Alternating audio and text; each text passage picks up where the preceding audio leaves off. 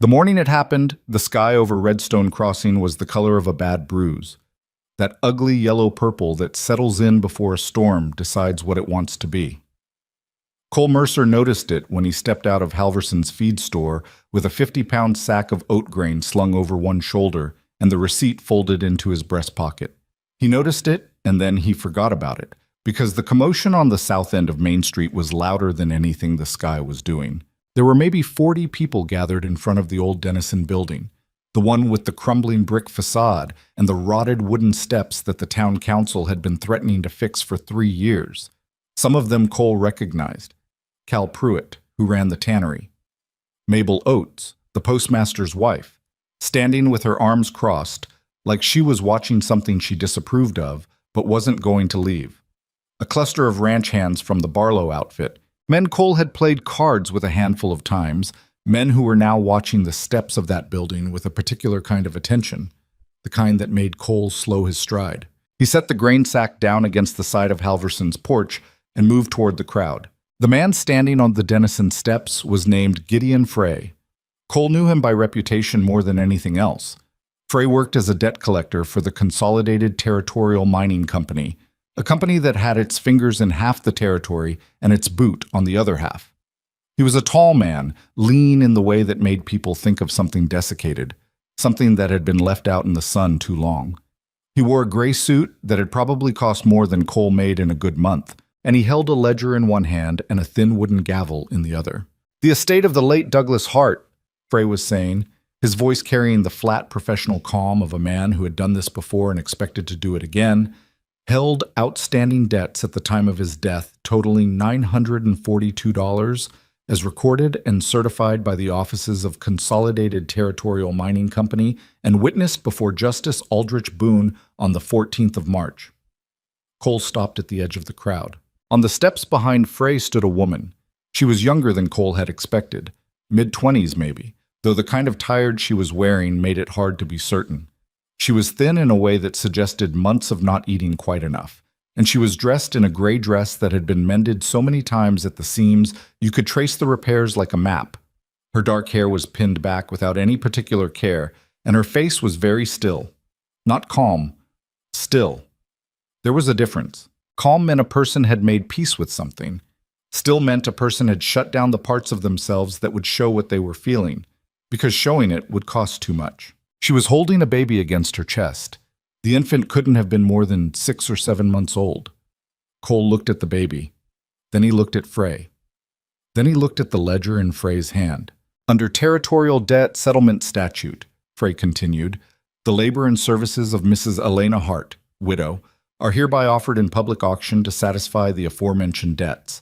The successful bidder will be entitled to a period of indentured service of no less than 3 years, terms to be negotiated and certified by the Office of Justice Boone. The child," Frey paused there, consulting his ledger, "being a dependent of the estate, will accompany the mother under the same terms of service." Someone in the crowd said something Cole didn't catch. A few people shifted. Mabel Oates looked away from the steps for a moment, then looked back, and her face had gone very tight around the mouth. Cole said quietly to the man standing next to him, a hardware dealer named Spivey, "Is this legal?" Spivey glanced at him sideways. "Frey says it is." "I'm not asking what Frey says." Spivey shrugged, the kind of shrug that meant, "I don't want any part of this conversation." "Boone signed off on it." Cole had heard of Aldrich Boone. Most people in the territory had. The man had been a justice of the peace for 11 years and had made remarkably consistent decisions in favor of whichever party had the most money on the table. That wasn't a secret. It was just a fact that people had stopped being surprised by, which was its own kind of problem. "Opening bid," Frey said, "is set at $100. 3 hands went up almost simultaneously. Cole recognized 2 of the men. One was a rancher named Bart Stills, heavy-shouldered and red-faced, who had a place about 12 miles east of town and a reputation among his hired hands for making their lives difficult in ways that stopped just short of leaving marks. The other was a man in an expensive coat whose name Cole didn't know, but who had the look of a company man, someone who worked for Consolidated, sent down to make sure the auction went the way Consolidated wanted it to go. The third man Cole didn't recognize at all. He was younger, wearing trail clothes. and he was watching Elena Hart with a kind of fixed attention that made Cole's jaw tighten. 100 to Mr. Stills, Frey said. Do I hear 110? The bidding went up in irregular jumps. Stills was methodical about it, calling out his numbers in a flat, unhurried voice like he was negotiating for cattle. The company man pushed him a few times, and each time Stills came back. The younger man dropped out around 140, which was when the numbers started getting serious. Cole stood at the edge of the crowd and watched Elena Hart's face. She wasn't looking at the bidders. She was looking at a fixed point somewhere over the heads of the crowd, maybe at the hills beyond the edge of town, maybe at nothing at all. She had the baby held tight against her chest, and one of her hands was moving in small, repetitive circles on the infant's back. Not a conscious gesture, Cole thought. Just something her body was doing without her permission.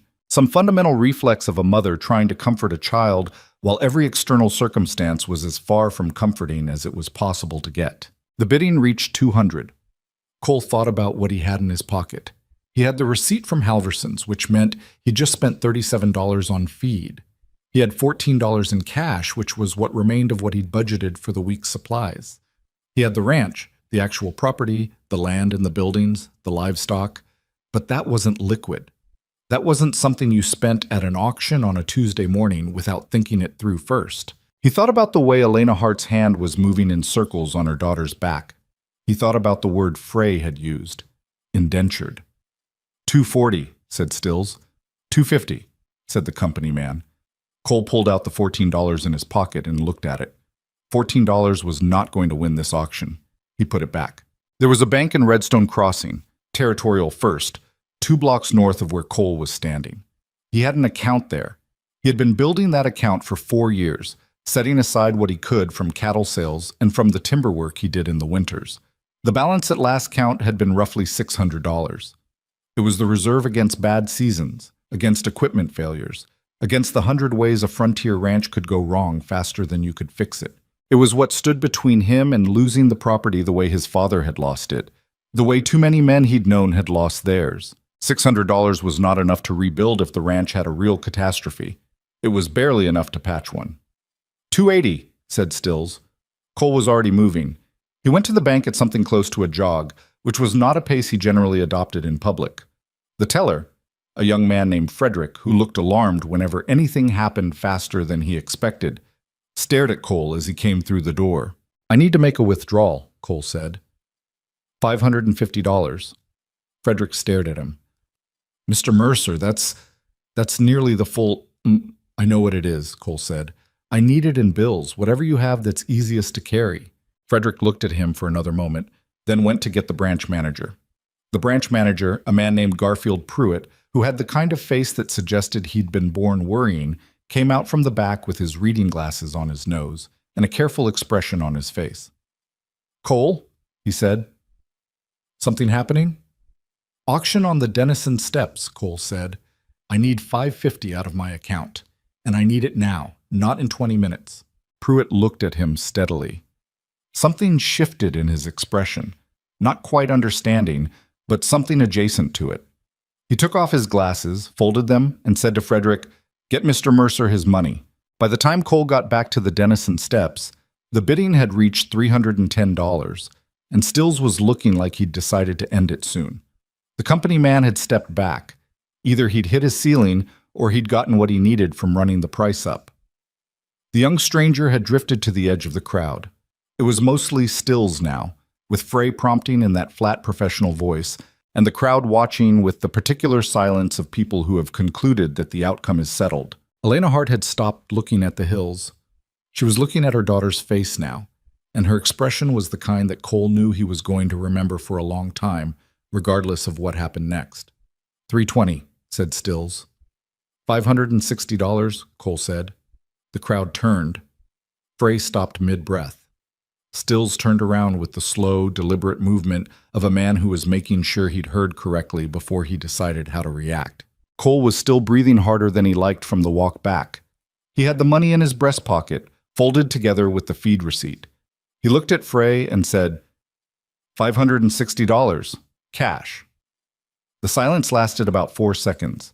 Then Stills said, You've lost your mind, Mercer. Maybe, Cole said. He looked at Frey. That's my bid. Frey consulted his ledger, then looked at Stills. Stills looked at Cole for a long moment. Cole waited. He knew Stills had money, more money than Cole, probably, but he also knew that there was a threshold at which the stubbornness of a bid became more about the money than the principle, and 560 was a number designed to sit past that threshold. Stills wasn't going to spend $500 on principle in front of 40 people if the alternative was letting the whole thing go and pretending it didn't matter to him. Stills made a sound in the back of his throat. Then he stepped back. $560, Frey said, in that same flat voice. He looked out at the crowd. Any further bids? Nothing. Sold, Frey said. He didn't look happy about it exactly, but he didn't look unhappy. He just looked like a man doing a transaction. Mr. Mercer, Cole said. Cole Mercer. My spread's up on the Harrow Creek Road. Frey made a note in his ledger. Mr. Mercer, the terms of service will need to be... I'm going to stop you there, Cole said. He moved through the crowd to the base of the steps and looked up at Frey. I paid $942 worth of debt with $560 of my money. That doesn't add up to indentured service. That adds up to approximately 60% of a cleared debt. Frey blinked. The auction was for the full term of... The auction was to settle debts, Cole said. I want to see the documentation. The actual statute you're citing. I want to read the language myself. There was a long pause. This was the thing about Gideon Frey. He was a confident man in a crowd, but he was also, at some level, a man whose confidence depended on other people not pushing back with specific questions. Cole had spent enough time around enough operations like Consolidated Territorial to know that a significant percentage of what they did was legal only in the sense that nobody had tested it hard enough yet. The balance of the debt, Cole said, is $382. I'll pay that balance on a repayment schedule, documented and witnessed, with Mrs. Hart's work at my property constituting fair market compensation to be applied against the remaining amount. Any arrangement beyond that is going to require a lawyer who doesn't work for Consolidated and a judge who doesn't owe Boone a favor. The crowd was very quiet. Cole looked up at Elena Hart. She was watching him now, not with gratitude, but he noticed that, filed it away. She was watching him the way a person watches something they haven't decided about yet, assessing, wary. He didn't blame her for that either. They didn't speak until they were clear of Main Street. Cole had the grain sack back on his shoulder. He'd retrieved it from Halverson's porch on the way past. And Elena Hart was walking beside him with the baby held against her chest and a battered canvas bag over one arm that apparently contained everything she owned. She had retrieved it from somewhere inside the Dennison building while Frey was completing the paperwork, and Cole had not asked about it. His wagon was hitched at the far end of the commercial block, a working vehicle in every sense of the word. The kind of wagon where you could still see the repairs from 3 separate incidents if you knew where to look. He hoisted the grain sack into the bed, then turned to help Elena up to the seat. She didn't take his hand. She managed it herself, one arm still holding the baby, the canvas bag wedged somehow, getting up onto the seat with a kind of efficient determination that told him she'd learned not to accept help she wasn't certain she could afford. He went around to the driver's side and climbed up. For a minute, neither of them said anything. Cole took up the reins. I'm going to ask you something, Elena said. Her voice was lower than he'd expected, controlled. Go ahead, Cole said. Why? He kept his eyes on the road ahead.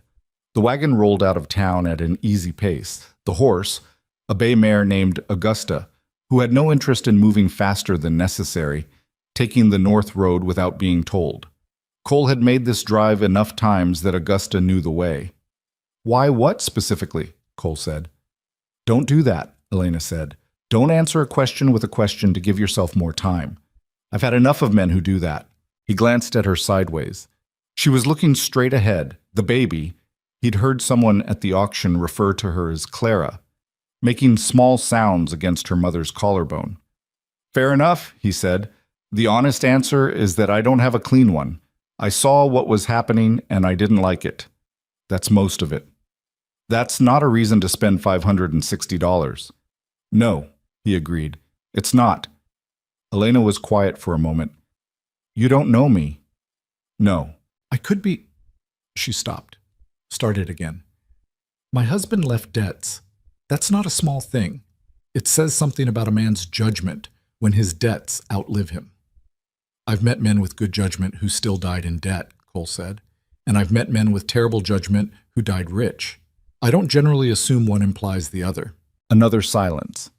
The road out of town ran north along a creek bed, cottonwoods on either side, the hills building up in the distance. Cole let the silence sit. He'd learned a long time ago that some people needed silence to decide whether they were going to keep their guard up, and pushing into that silence generally just made the guard go higher. The man who ran that auction, Elena said finally, Frey, he works for Consolidated. I know. My husband, Douglas, he worked for them. He was an assayer. He traveled to their claim sites and documented what the ore samples came back as, so they had records for the territorial filings. She paused. He started bringing notes home about 8 months before he died. He didn't tell me what they were about, not at first. He wasn't always easy to talk to, but I saw some of what he was writing, and it wasn't what I'd expect to see in normal assay records. Cole said nothing. He kept his eyes on the road. He was documenting something, Elena said. I don't know the whole of it. He died before he told me. Another pause. Longer. They said it was an accident. He fell from a ridge out near their copper wash claim, but Douglas knew that ridge. He'd been out there a dozen times. The wagon rolled on. Augusta's hooves were quiet on the packed dirt road. Mrs. Hart, Cole said, I'm going to tell you something, and I want you to hear it without reading too much into it either way. I bought your contract this morning because I didn't want to see what was going to happen to you otherwise. That's the full extent of what I know about your situation. Whatever else is in it, the notes, your husband, Consolidated. I don't know any of that, and I'm not going to pretend to have a plan for it. Elena was watching him again with that measuring quality. What I do have, Cole said, is a working ranch that is about 45% less funded than it was this morning, a spare room that's been storing lumber for 2 years, and a hired hand named Otis who is going to look at me like I've grown a second head when we get back. That's where we're at. Elena looked down at Clara. The baby had fallen asleep somewhere in the last mile. The room with the lumber, Elena said. I'll move it out today, Cole said. She nodded. Once. Short and definite, the way someone nods when they're not agreeing so much as accepting a reality and deciding to work with it. I can cook, she said. I can do accounts. I kept the household books for Douglas, and before we were married, I clerked for a land office in Mill Haven for 2 years. That's useful, Cole said honestly. His accounts were a disaster. He knew where his money went in general terms, but not in specific ones, which had been fine when there wasn't much money to track, and was increasingly not fine as the ranch grew.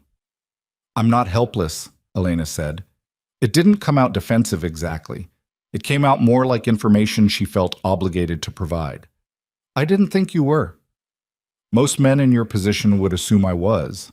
Most men in my position wouldn't have been at that auction, Cole said. That stopped her for a moment. He saw her absorb it, not with any particular warmth, but with the careful way of someone who is taking in a piece of information and trying to figure out where it fits in their understanding of how the world works. The ranch was called the Mercer Place, which was unimaginative but accurate. Cole's father had built it 30 years ago on a section of land at the base of a ridge called Harrow's Back, named after a man named Harrow who had done something significant in that location and whose first name history had apparently declined to record. The original structure, a small cabin and a single outbuilding, had been extended twice, once by Cole's father and once by Cole himself, until it had grown into something that could generously be called a compound, a main house with 4 rooms, a barn that was structurally sound but aesthetically rough, a smokehouse, and a bunkhouse that currently housed Otis Greer, Cole's only full-time hand. Otis was in the yard when the wagon came in, working on a section of fence rail that had come loose from its post. He was a man of about 50, compact and weathered, who had worked for Cole's father before he'd worked for Cole, and who communicated most things through expression rather than language. When he saw Cole come in with a woman and an infant on the wagon seat, his expression communicated quite a lot. This is Mrs. Hart, Cole said, climbing down from the wagon. She'll be staying here for a time. Otis looked at Elena, looked at the baby, looked at Cole. His expression said, I have questions. I'll explain later, Cole said. Otis's expression said, "You'd better." But he came around and helped with the horse without further commentary, which was more than Cole had expected, and which confirmed something he'd always thought about Otis, that whatever his opinions were, he knew when to hold them. Elena climbed down from the wagon seat with the same careful efficiency she'd shown getting up. She stood in the yard and looked at the buildings and the hills and the sky. Clara was awake again, looking around with the wide, unfocused attention of very young infants encountering new things. "The spare room's through the side door," Cole said. "I'll get the lumber moved out before evening." Elena turned to look at him. In the full afternoon light, he could see her more clearly than he'd been able to in the chaos of the auction. The dark circles under her eyes, the particular texture of exhaustion that had settled into her face, the way she was holding herself that suggested she was operating on some kind of internal reserve that she was very carefully not letting run out. "Mr. Mercer," she said. "Cole," he said. "Please." A very brief hesitation. "Cole." She looked at him steadily. "I'm going to be honest with you about something." "I'd prefer that." "I don't know what to make of you," she said. "I don't know why you did what you did this morning, and I don't believe you've told me the whole of it, even though what you told me may be true as far as it goes. I have been in situations where a man helped me and then used that help as a reason to expect things from me, and I want to be clear. I'm not in a position where I can afford to let that happen again." Cole looked at her. He thought about various things he could say to that, reassurances and explanations and protests. He settled on the simplest one. "That's fair," he said, "and reasonable. I don't have expectations. I have a room and some work that needs doing, and as far as I'm concerned, what happened this morning was my choice, not a debt you owe me." Elena was quiet for a moment. "We'll see," she said. It wasn't warm, but it was honest, and Cole thought that was probably better. "Boss." The spare room was small, maybe 10 feet by 12, and had indeed been storing lumber, along with 2 broken pieces of equipment, a box of nails that had partially rusted, and an old saddle that Cole had been meaning to repair for a year and a half. He moved all of it out that afternoon, stacking the lumber against the side of the barn and carrying everything else to the storage shed. He swept the floor, found a clean blanket in the house, and came back with an oil lamp that he set on the windowsill. It wasn't much. He knew it wasn't much. Elena came in behind him and looked at it. She set her canvas bag down on the floor and stood in the middle of the room with Clara on her hip. "It'll do," she said. There was a pause. Cole moved toward the door. "Mr. Mayor, Cole." He stopped. "Did Frey say anything to you?" Elena said. "After you made your bid? After the crowd started to leave?" Cole thought back. He'd been dealing with the paperwork, with Frey's assistant and the documentation. But at some point, Frey had leaned in close enough to say something in a low voice, something Cole had noted and then set aside in the business of getting everything sorted. He'd said, "You should know that Mrs. Hart carries some complicated history, the kind of history that doesn't stay in the past." Cole had not answered him at the time. He'd just looked at him until Frey moved away. "He said something," Cole said. "Nothing worth repeating." Elena held his gaze. "He told you about Douglas. He implied there was something to know. He didn't say what." Something moved in her expressions. Relief, maybe, or something more complicated than relief. "You paid for my contract anyway." "Yes." "Why?" Cole thought about it. He leaned against the doorframe and looked at her. This woman, with the sleeping baby and the battered bag, and the expression that had been carefully closed all day, and was, right now, just slightly less closed. "Because whatever Frey knows or doesn't know about your husband," Cole said, "it doesn't change what I saw on those steps. And I figure the rest of it, whatever the rest of it is, you'll tell me when you're ready to." Elena looked at him for a long moment. "It could get dangerous," she said. "Knowing." "I figured that," Cole said. "You figured that and you—" She stopped. Started again. "Do you not have any sense of self-preservation?" "Some," Cole said. "Not unlimited." She almost did something with her face that might have been close to a smile. It didn't quite make it, but the shape of it was there for a second, and then it was gone, and she looked down at Clara. "There's a box," she said, "at the bottom of the bag. It's wrapped in an old dress." She looked up. "When I'm ready to tell you, I'll show you what's in it." Cole nodded. "Whenever you are," he said, and left her to it. That evening, Otis made a fire in the yard and they sat around it. Cole, Otis, and Elena, with Clara asleep inside on the bed. And Cole told Otis what had happened in the town with about as much detail as he thought was necessary, which was most of it. Otis listened without interrupting, which for Otis was a sign of significant engagement. When Cole was done, Otis was quiet for a moment. "Consolidated Territorial," Otis said. "That's the hatch operation." Cole looked at him.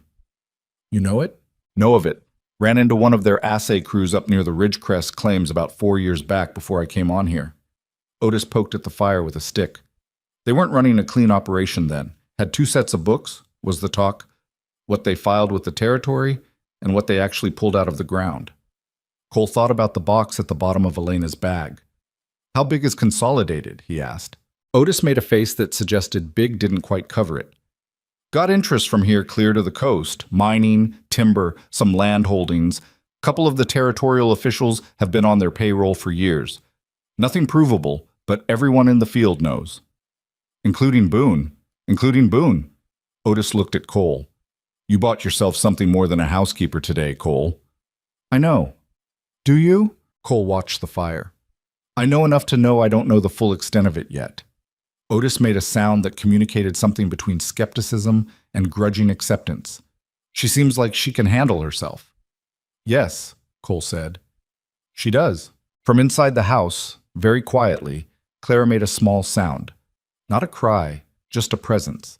The unconscious announcement of a sleeping infant that she was there and breathing and small and entirely dependent on the people around her to keep the world from doing what it was apparently inclined to do.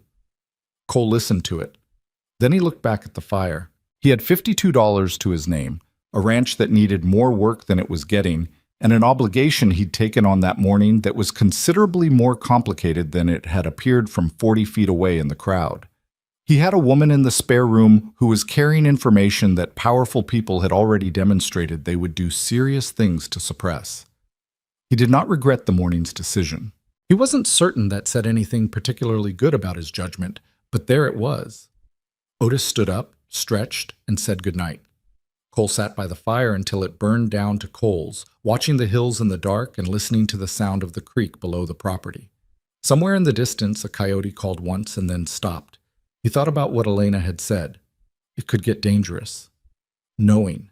He thought about the way she'd asked him why. Twice, in 2 different voices. And both times the question had contained something underneath it that wasn't really a question about him at all. It was a question about whether the world contained any reliable ground, any place where you could put your weight without it giving way. Whether anything that looked stable from a distance was actually stable when you got close enough to test it. He didn't have an answer for that. Nobody did, really. The best you could do was try to be ground that didn't give way when it was tested, and see how far that took you. Cole Mercer kicked a last ember back into the fire ring, stood up, and went inside. Tomorrow was going to be a long day. So was the one after that. The first week passed the way most first weeks pass between strangers thrown together by circumstance. Carefully, with a great deal of unspoken negotiation about where the boundaries were and whether they would hold. Elena woke before Cole did. He discovered this on the second morning when he came out of his room at first light and found coffee already made on the stove, and Clara sitting propped in the corner of the kitchen bench with a folded blanket behind her back, watching the room with the ancient, considering gaze that very young infants sometimes have, as though they arrived in the world with opinions already formed and are simply waiting for the language to express them. Elena was at the table with a ledger, Cole's ledger, the household accounts he'd left on the shelf, open in front of her, working through it with a pencil. Cole stopped in the doorway. Elena looked up. She didn't seem startled. "Your grain costs are inconsistent," she said. "You're paying 2 different prices to 2 different suppliers for essentially the same product." "Good morning," Cole said. "Good morning." She looked back at the ledger. "Halverson charges you 37 cents per hundredweight more than the Millbrook feed store would.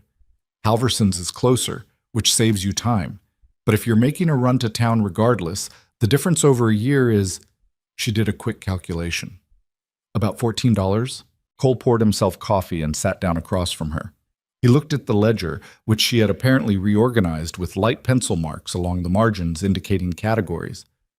"I've been buying from Halverson for 4 years. "I know. That's apparent." She wasn't saying it to be cutting. It was just a fact. There are a few other things like this. Nothing catastrophic, but the ranch is losing money in small amounts in 4 or 5 places that add up. How long did it take you to find that? About an hour last night, after Clara went down. She turned the ledger to face him and pointed to a margin note. This is the largest one. You're paying property tax assessed at a value that's about 20% higher than comparable land in the county. I don't know if you've ever challenged that assessment, but it's the kind of thing where filing for a review often results in— Elena, Cole said. She stopped. Thank you, he said. Genuinely. But you don't have to earn your keep on the second day. She held his gaze for a moment. Something in her posture shifted. Not relaxed exactly, but adjusted slightly, the way a person adjusts when they realize the ground they're standing on is not, in fact, going to move. Old habit, she said after a pause. I figured. Cole looked at the ledger. Walk me through it after breakfast. All of it. And she did, and that was more or less how the rhythm of the place started to establish itself. Otis, for his part, adapted faster than Cole had expected. Within 3 days, he'd arranged himself around the household's new shape without apparent difficulty. He ate breakfast at the main house now instead of in the bunkhouse. He had taken to Clara with the careful, slightly baffled affection of a man who had not spent much time around infants but was willing to learn, and he had twice carried firewood to Elena's room without being asked. Whatever his initial reservations had been, he'd set them aside. Cole respected that. The work on the ranch continued. There was always work on a ranch. Fence lines to check, cattle to move, equipment to repair, the ongoing negotiation with the land and the season that constituted the actual content of ranching life. Cole and Otis fell back into the familiar pattern of it, and Elena found her place in the parts of that pattern that didn't require physical strength she didn't have. The accounts, the planning, the kind of organizational work that Cole had always done badly and that she seemed to do almost without thinking. She also cooked, and she cooked well, not elaborately but competently, which was what mattered. The first time she put a proper meal on the table, roast chicken with root vegetables, cornbread that didn't fall apart, Otis ate 3 helpings and then looked mildly embarrassed about it. Elena didn't comment. Cole noticed that she generally didn't comment on things that didn't require comment, which was a quality he was coming to appreciate more than he would have expected. Clara grew louder. Not unhappily. She seemed to be a fundamentally good-natured baby who saved her real complaints for specific provocations. But she was increasingly interested in the world, and increasingly willing to announce that interest. Cole found himself in odd moments holding her while Elena had both hands occupied, getting acquainted with the specific weight and warmth of a small person who has decided you are not a threat and therefore requires nothing from you except the basic service of not dropping her. It was not an experience he had anticipated being part of his life at this point. He didn't find it unwelcome. It was on the 9th day that Elena showed him the box. She came to find him in the barn in the late afternoon, when the light was going gold through the gaps in the siding and Otis had gone to check the east fence. She was carrying Clara against one hip and the canvas bag over the other shoulder, and her expression had the particular quality Cole had learned to read as I've decided something. You have time? She said. Yes. They sat on 2 overturned crates near the barn door, which gave them light enough to see. Elena set the bag on the floor between them, reached into it past a folded garment, and brought out what she'd described, a bundle wrapped in an old dress tied with a piece of cord. She set it on her knee and looked at it for a moment, and Cole waited. She untied the cord. Inside the dress were papers, a lot of papers, more than he'd expected, folded and rolled and organized with the careful density of someone who had been trying to fit too much into too small a space. Some of them were covered in a tight, cramped handwriting that Cole assumed was Douglas Hart's. Others were copies of documents, copied in the same hand. Columns of numbers, dates, location designations that meant nothing to Cole in themselves. Douglas worked for Consolidated for 6 years, Elena said. She kept her voice even. He was good at his job. He traveled to their claim sites across 3 counties, took samples, ran assays, filed reports with both Consolidated and the Territorial Mining Commission. She smoothed one of the papers on her knee. About 14 months before he died, he started noticing something wrong. Cole looked at the papers without touching them. What kind of wrong? The numbers they were filing with the Territorial Commission were different from the numbers he was reporting to Consolidated's own internal office, not by small amounts. She pointed to one of the columns. This is a claim out near Copperwash. Consolidated filed a grade report of 42% copper concentration on a vein with an estimated depth of 60 feet. Skeets. What Douglas actually reported, what his actual assay results showed, was 78% concentration with an estimated depth of more than 200 feet. Cole looked at the numbers. He wasn't an assayer, but he'd been around mining claims enough to understand what that gap meant. They were underreporting to the territory, massively, which affects the royalties they pay, which affects the land value they're assessed on. She set the paper down and picked up another. But it's not just royalties. If you're reporting a claim at 40% of its actual value to the Territorial Commission, you can acquire adjacent parcels at prices that reflect the reported value rather than the real one. You can push out neighboring claim holders who don't know what they're actually sitting on. You can do that across 30, 40, 50 claims over the course of 10 years, and the amount of money involved becomes enormous, Cole said. Douglas estimated it at somewhere north of $2 million. Improperly obtained land, underpaid royalties, fraudulently acquired claim rights. She looked at him. Over multiple counties, involving officials at the Territorial Mining Commission who were... She picked up another paper. He had names. Cole looked at the papers in her hands. He thought about what Otis had said. They weren't running a clean operation. He thought about Gideon Frey in his expensive gray suit standing on the Denison steps with a gavel. "How many people know you have these?" he said. "No one I've told, but..." She hesitated. Douglas wasn't careful enough. He was angry toward the end. He talked to someone he trusted, someone he thought he could trust. "I don't know who. He didn't tell me." 2 weeks after that conversation, he was dead. The barn was quiet except for the sounds of the horses. Augusta and Cole's older gelding, working their way through the hay and the adjacent stalls with the complete indifference to drama that horses generally maintain. "The man Frey brought to the auction," Cole said.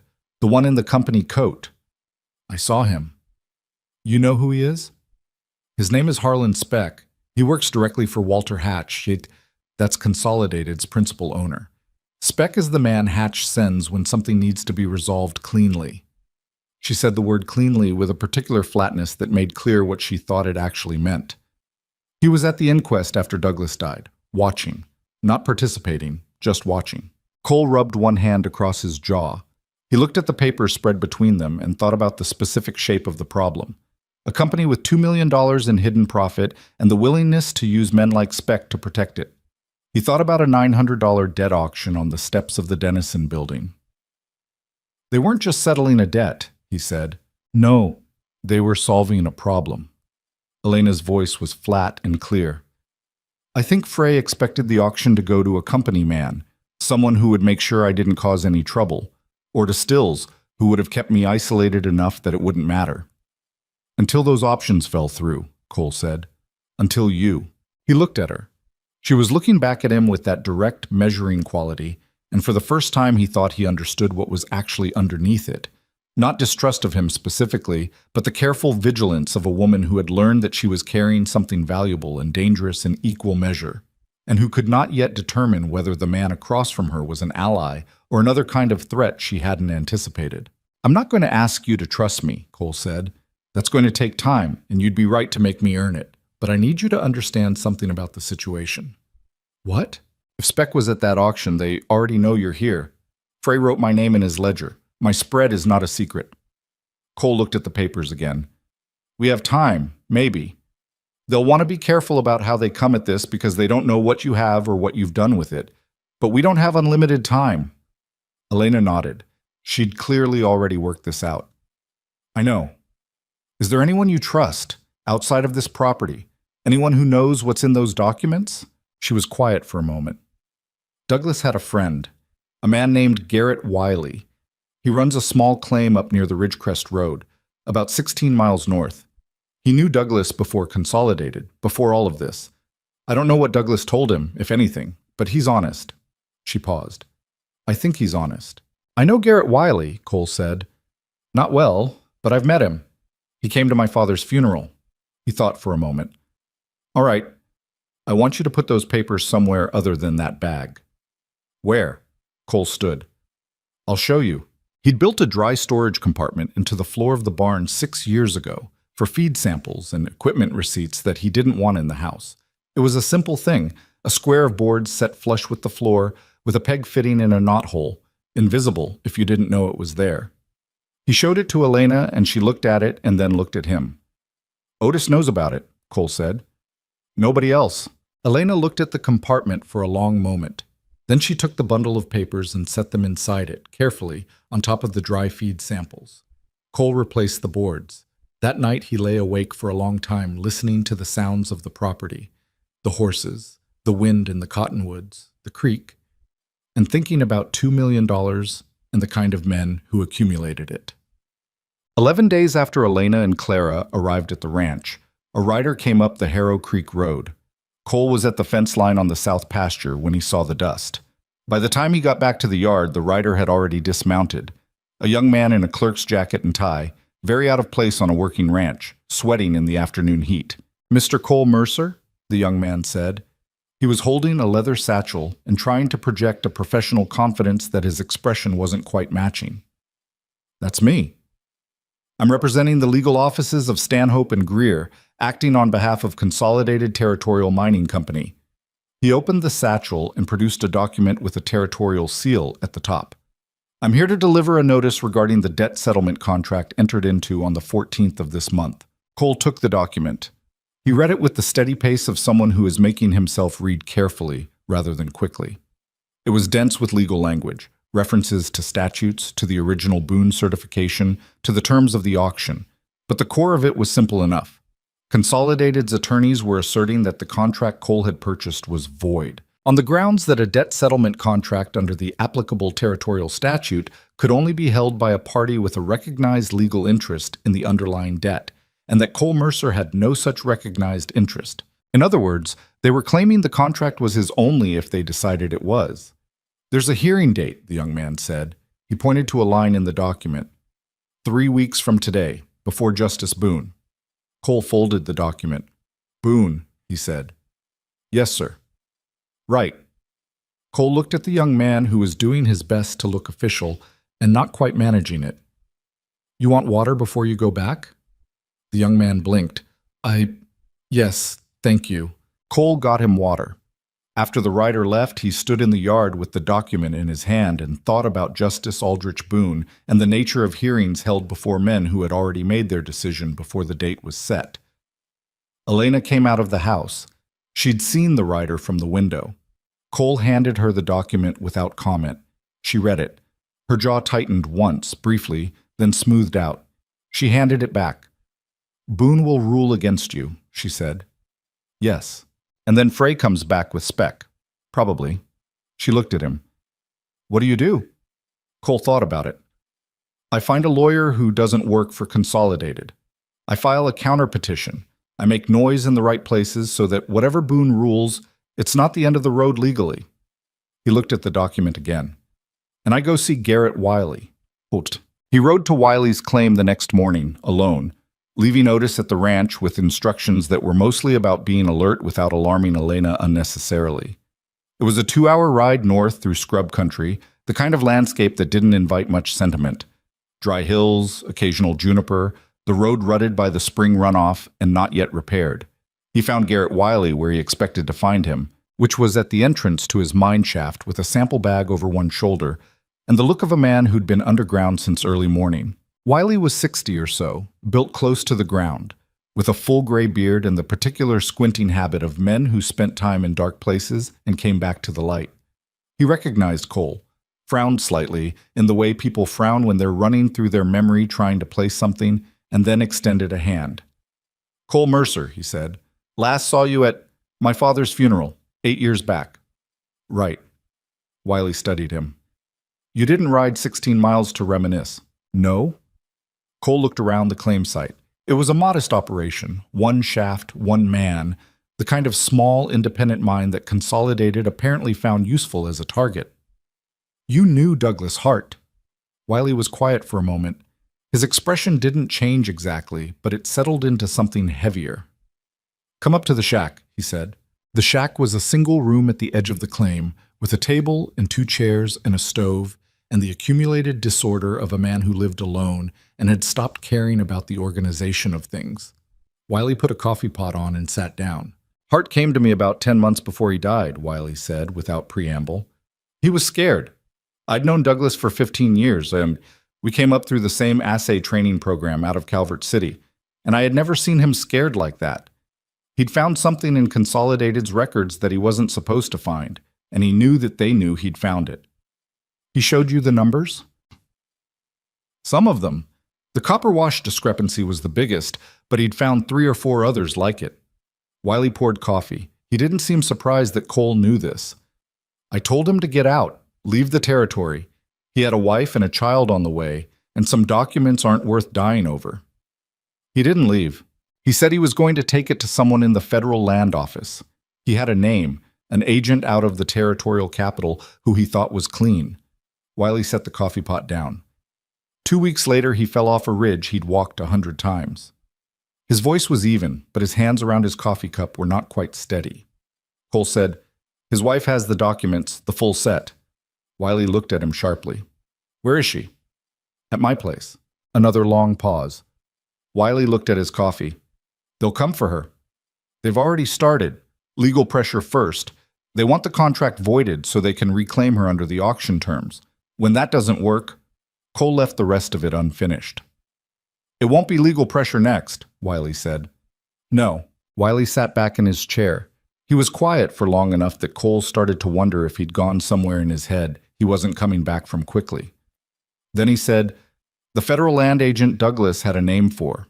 I wrote it down when Douglas told me. I've been carrying it in my pocket for 10 months, telling myself there's something I should do with it and not doing it." He looked at Cole with the uncomfortable honesty of a man confessing something he's not proud of. "I was afraid." "I know," Cole said. He said it without judgment because he'd thought hard enough about fear on his way north to know that 10 months was not an unreasonable amount of time to spend being afraid of something like this. "The name," he said. "Do you still have it?" Wiley reached into his jacket. He produced a folded scrap of paper, worn at the creases, and handed it across the table. Cole opened it. The name written on it was Edmund Farley, Federal Land and Resources Office, Territorial Capital. He refolded it and put it in his own pocket. "I can't promise this goes well," Cole said. "I want to be honest about that." "I know it." Wiley picked up his coffee again. "What do you need from me?" "Right now, just to know you're there, that there's someone other than me in my hand who knows the full picture." Wiley nodded. He looked out the small window of the shack at the scrub hills and the thin blue sky. "Douglas had bad judgment about some things," he said. "He was too trusting in some ways and too stubborn in others. But he was right about this." He looked back at Cole. "The numbers don't lie, Cole. Whatever else was wrong about the situation, what he found was real." Cole finished his coffee. He stood, shook Wiley's hand, and rode back south through the dry hills with the piece of paper in his pocket and the specific weight of a problem that was larger than he'd known yesterday and no smaller for being understood. 2 days after Cole's return from Wiley's claim, Harlan Speck came to Redstone Crossing. Cole didn't see him directly. He was at the ranch when it happened. What he heard, through the network of information that operates in small frontier towns through a combination of deliberate communication and pure gossip, was that a man in a dark coat had visited Justice Boone's office for about 40 minutes, had stopped at the Consolidated Land Office on Commerce Street for another half hour, and had then taken a room at the Redstone Hotel for 2 nights. It was Mabel Oates who sent word, of all people. Cole came in from the barn 2 mornings after Speck's arrival to find a boy of about 12 sitting on the porch fence, kicking his heels and eating an apple that Elena had apparently given him. "Mrs. Oates says to tell you the man in the dark coat asked around about the Harrow Creek Road," the boy said, as though reporting the weather. Cole gave the boy a dime and sent him back. He went inside and found Elena at the table with Clara and told her what the message said. She was quiet for a moment. Then she said, "How long do you think we have? Before they make a move?" "I don't know. It depends on what they think they know about those documents." He sat down across from her. "If they knew the full extent of what Douglas collected, they'd have moved harder and faster. My read is they know Douglas found something, but they're not certain how much, and they're trying to resolve it quietly before it becomes a federal matter." "They're too late for that," Elena said. Cole looked at her. What do you mean? 3 days ago, while you were with Wiley, I wrote a letter. She said it evenly, watching his face. To the Federal Land and Resources Office at the Territorial Capital. I gave them Douglas's name, the nature of what he found, and enough specifics from the documents to make clear it was substantive. I didn't send the originals. I made copies of the 3 most significant discrepancy records. She paused. I sent it through the postal route that doesn't pass through Redstone Crossing, through Millhaven. Cole stared at her. I didn't tell you, she said, because I wanted it gone before I told you, so it couldn't be stopped. She held his gaze steadily. You were the one who said we didn't have unlimited time. There was a silence. Cole thought several things simultaneously. That she was right, that she should have told him, that the fact that she hadn't told him was not entirely unreasonable, given that she'd been operating alone for 10 months and trusting other people had not historically served her well, and that the letter was now out there regardless of how he felt about any of it. Edmund Farley, he said. That's the name I got from Wiley, at the Federal Land Office. Something shifted in Elena's expression. That's who I addressed it to, she said. Cole rubbed a hand over his face. Then he looked at her again. All right, he said. All right? We're past the point of strategy on that particular decision. The letter's gone. He thought, if Farley is clean, we've started something that could actually matter. If he's not, then we're in worse trouble than we were, Elena said. I know. I thought about that. I know you thought about it. He looked at her. At the set of her jaw, the steadiness in her eyes, the way she was braced for him to be angry or dismiss her judgment. He was neither. I would have done the same thing, he said. I probably should have done it before now. She blinked. It was a very small blink, but he caught it. The problem now, Cole said, is that Speck is in town, which means Consolidated is watching, which means if a federal agent comes out here to follow up on your letter, and he may, and soon, they'll see it. Can we warn Farley? Not without making contact that they could intercept. Cole thought. The letter's the opener. If Farley does his job, this goes somewhere that's out of Consolidated's reach, but between now and then, we're exposed, Elena said. Yes. She looked down at Clara, who was sitting on the table with a wooden spoon that she was examining with intense concentration. The baby grabbed the spoon with both hands and banged it once on the tabletop with tremendous satisfaction. Then we need to be ready, Elena said. Her voice was calm, not the shut-down stillness Cole had seen on the steps of the Dennison building 10 days ago. Something different, more present, more like a woman who has made a decision and found, in the making of it, some solid ground to stand on. Cole looked at her. He thought about Speck in the hotel room in town, doing whatever calculations men like Speck do when they're deciding how to handle a problem. He thought about the documents in the floor of the barn, and the letter traveling south through Millhaven, and a federal agent named Farley who may or may not be what they needed him to be. He thought about the auction steps and the $52 that remained in his account, and the specific shape of the gamble he'd made on that Tuesday morning in front of 40 people who thought they were watching a transaction. I need to talk to some of the neighboring ranchers, Cole said. Men I trust. I want people who know the situation in case something moves fast. Elena nodded. And I want you to write down everything you remember from those documents, he said. Not a copy, just a summary of what you know, in your own words. Something that's not in that floor compartment. In case they find the compartment. In case anything happens. She looked at him steadily. You're preparing for the worst. I'm preparing for what's likely, Cole said. There's a difference, but not always a comfortable one.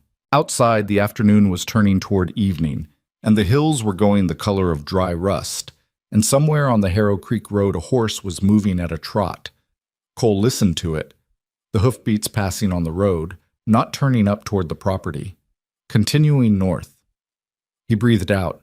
The evening came on and they ate supper together, Cole, Elena, Otis, Clara, and the meal was quiet but not uncomfortable. Otis had found, somewhere in his 50 years of accumulated practical knowledge, the specific skill of eating a meal quickly, but not obviously so, which Cole recognized as consideration for the fact that Clara was in her fussy pre-sleep window and Elena would need to step away. Elena appreciated it. Cole could see that she did, even though she didn't say so. After supper, Otis went to the bunkhouse and Cole sat at the table with the accounts while Elena settled Clara in the side room. When she came back, she sat down across from him, and they stayed there for a while in the quiet of the house. Not talking, just occupying the same space, which was its own kind of thing, neither comfortable nor uncomfortable exactly, just real. "You know what I keep thinking about," Elena said eventually. Cole looked up. "That auction." She was looking at the table. "I stood on those steps and I thought, this is the worst thing that has ever happened to me." Which is remarkable, really, because a lot of bad things had happened before that. She traced a small pattern on the tabletop with one finger, not looking at it. "And then you bid." Cole said nothing.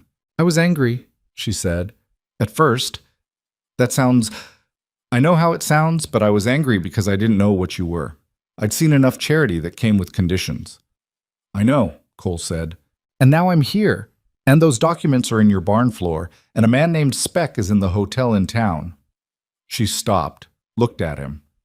"And I trust you," she said.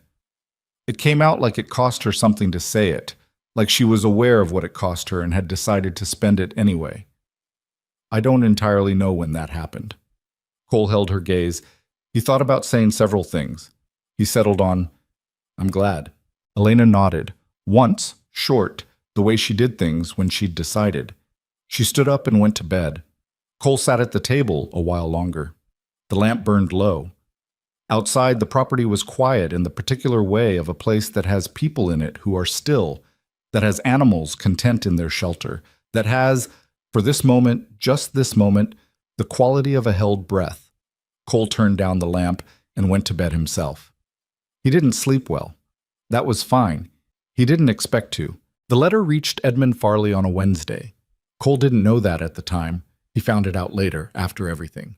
But it mattered, because Wednesday gave Farley 4 days to make some preliminary inquiries before word of those inquiries reached someone inside the territorial capital who passed it along to someone who worked for Walter Hatch. And from there it took less than 24 hours for Harlan Speck to check out of the Redstone Hotel and ride south toward the territorial capital for a meeting that Cole would never learn the full contents of. What Cole knew at the time was simpler and more immediate.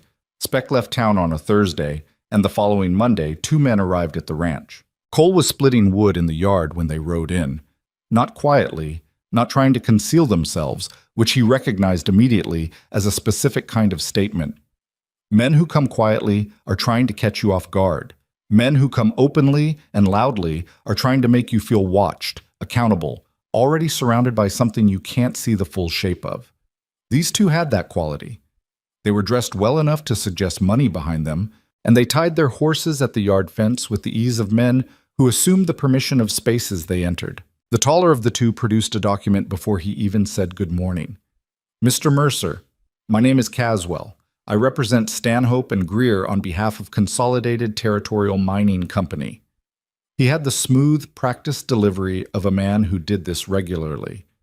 "I'm here to inform you that the hearing before Justice Boone has been moved to this Friday, 4 days from today." Cole set down the splitting maul.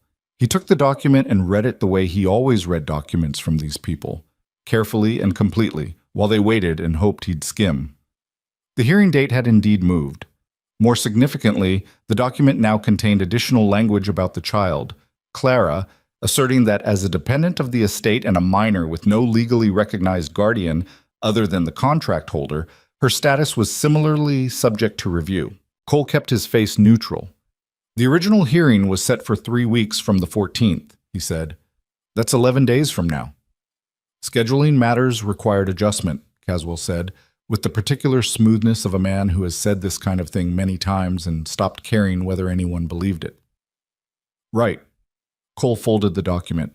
"Anything else?" Caswell looked at him steadily. "Mr. Mercer, I want to be direct with you. Consolidated has significant interests in this territory and a long institutional history. The matter of Mrs. Hart's contract is a straightforward legal question, and the resolution of that question will go one way regardless of the path taken. Cooperation at this stage would be—" He paused, selecting the word with care. "Practical." "Practical," Cole said. "For everyone involved." Cole looked at Caswell. Then he looked at the second man who had not spoken and whose function appeared to be purely architectural. He was there to make Caswell look like he had support behind him, which he did.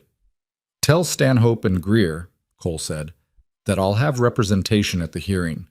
Caswell held his gaze for a moment. Then he nodded, short and businesslike, and both men remounted and rode back down the Harrow Creek Road without another word.